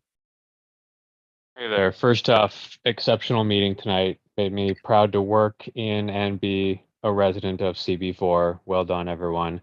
Amazing news. 9th Avenue is my commute to work to our office on 30th Street, and it was paved today. 9th between 31st and 30th. I agree, David. It's been a real nightmare these past couple of days, but the construction is all gone there. The road is paved. I couldn't believe it myself. So great news on 9th Avenue between 30th and 31st. Oh, damn, I missed it because I walked down 10th today. Okay, great. Thanks for the update, Sean. I'll just Much add, appreciated. Thank you. I'll just add the Hell's Kitchen portion on 9th Avenue between 52nd and 59th is also going to be done. So it'll be a nice day for 9th Avenue. What's the timeline on that, Jesse? It should be done. They're closing it out day by day. So great. Yeah. Great. All right, we are going to have a very full agenda for December, just be forewarned. And we will draft these letters and get them to you all for review. Do I have a motion to adjourn, a motion to close? Motion. Seconds. Okay, all in Great favor? job tonight, Dale. Thanks. Thanks. It was a blast. Okay. Yeah, great. Talk soon. Thank you. Good Night, night. everyone.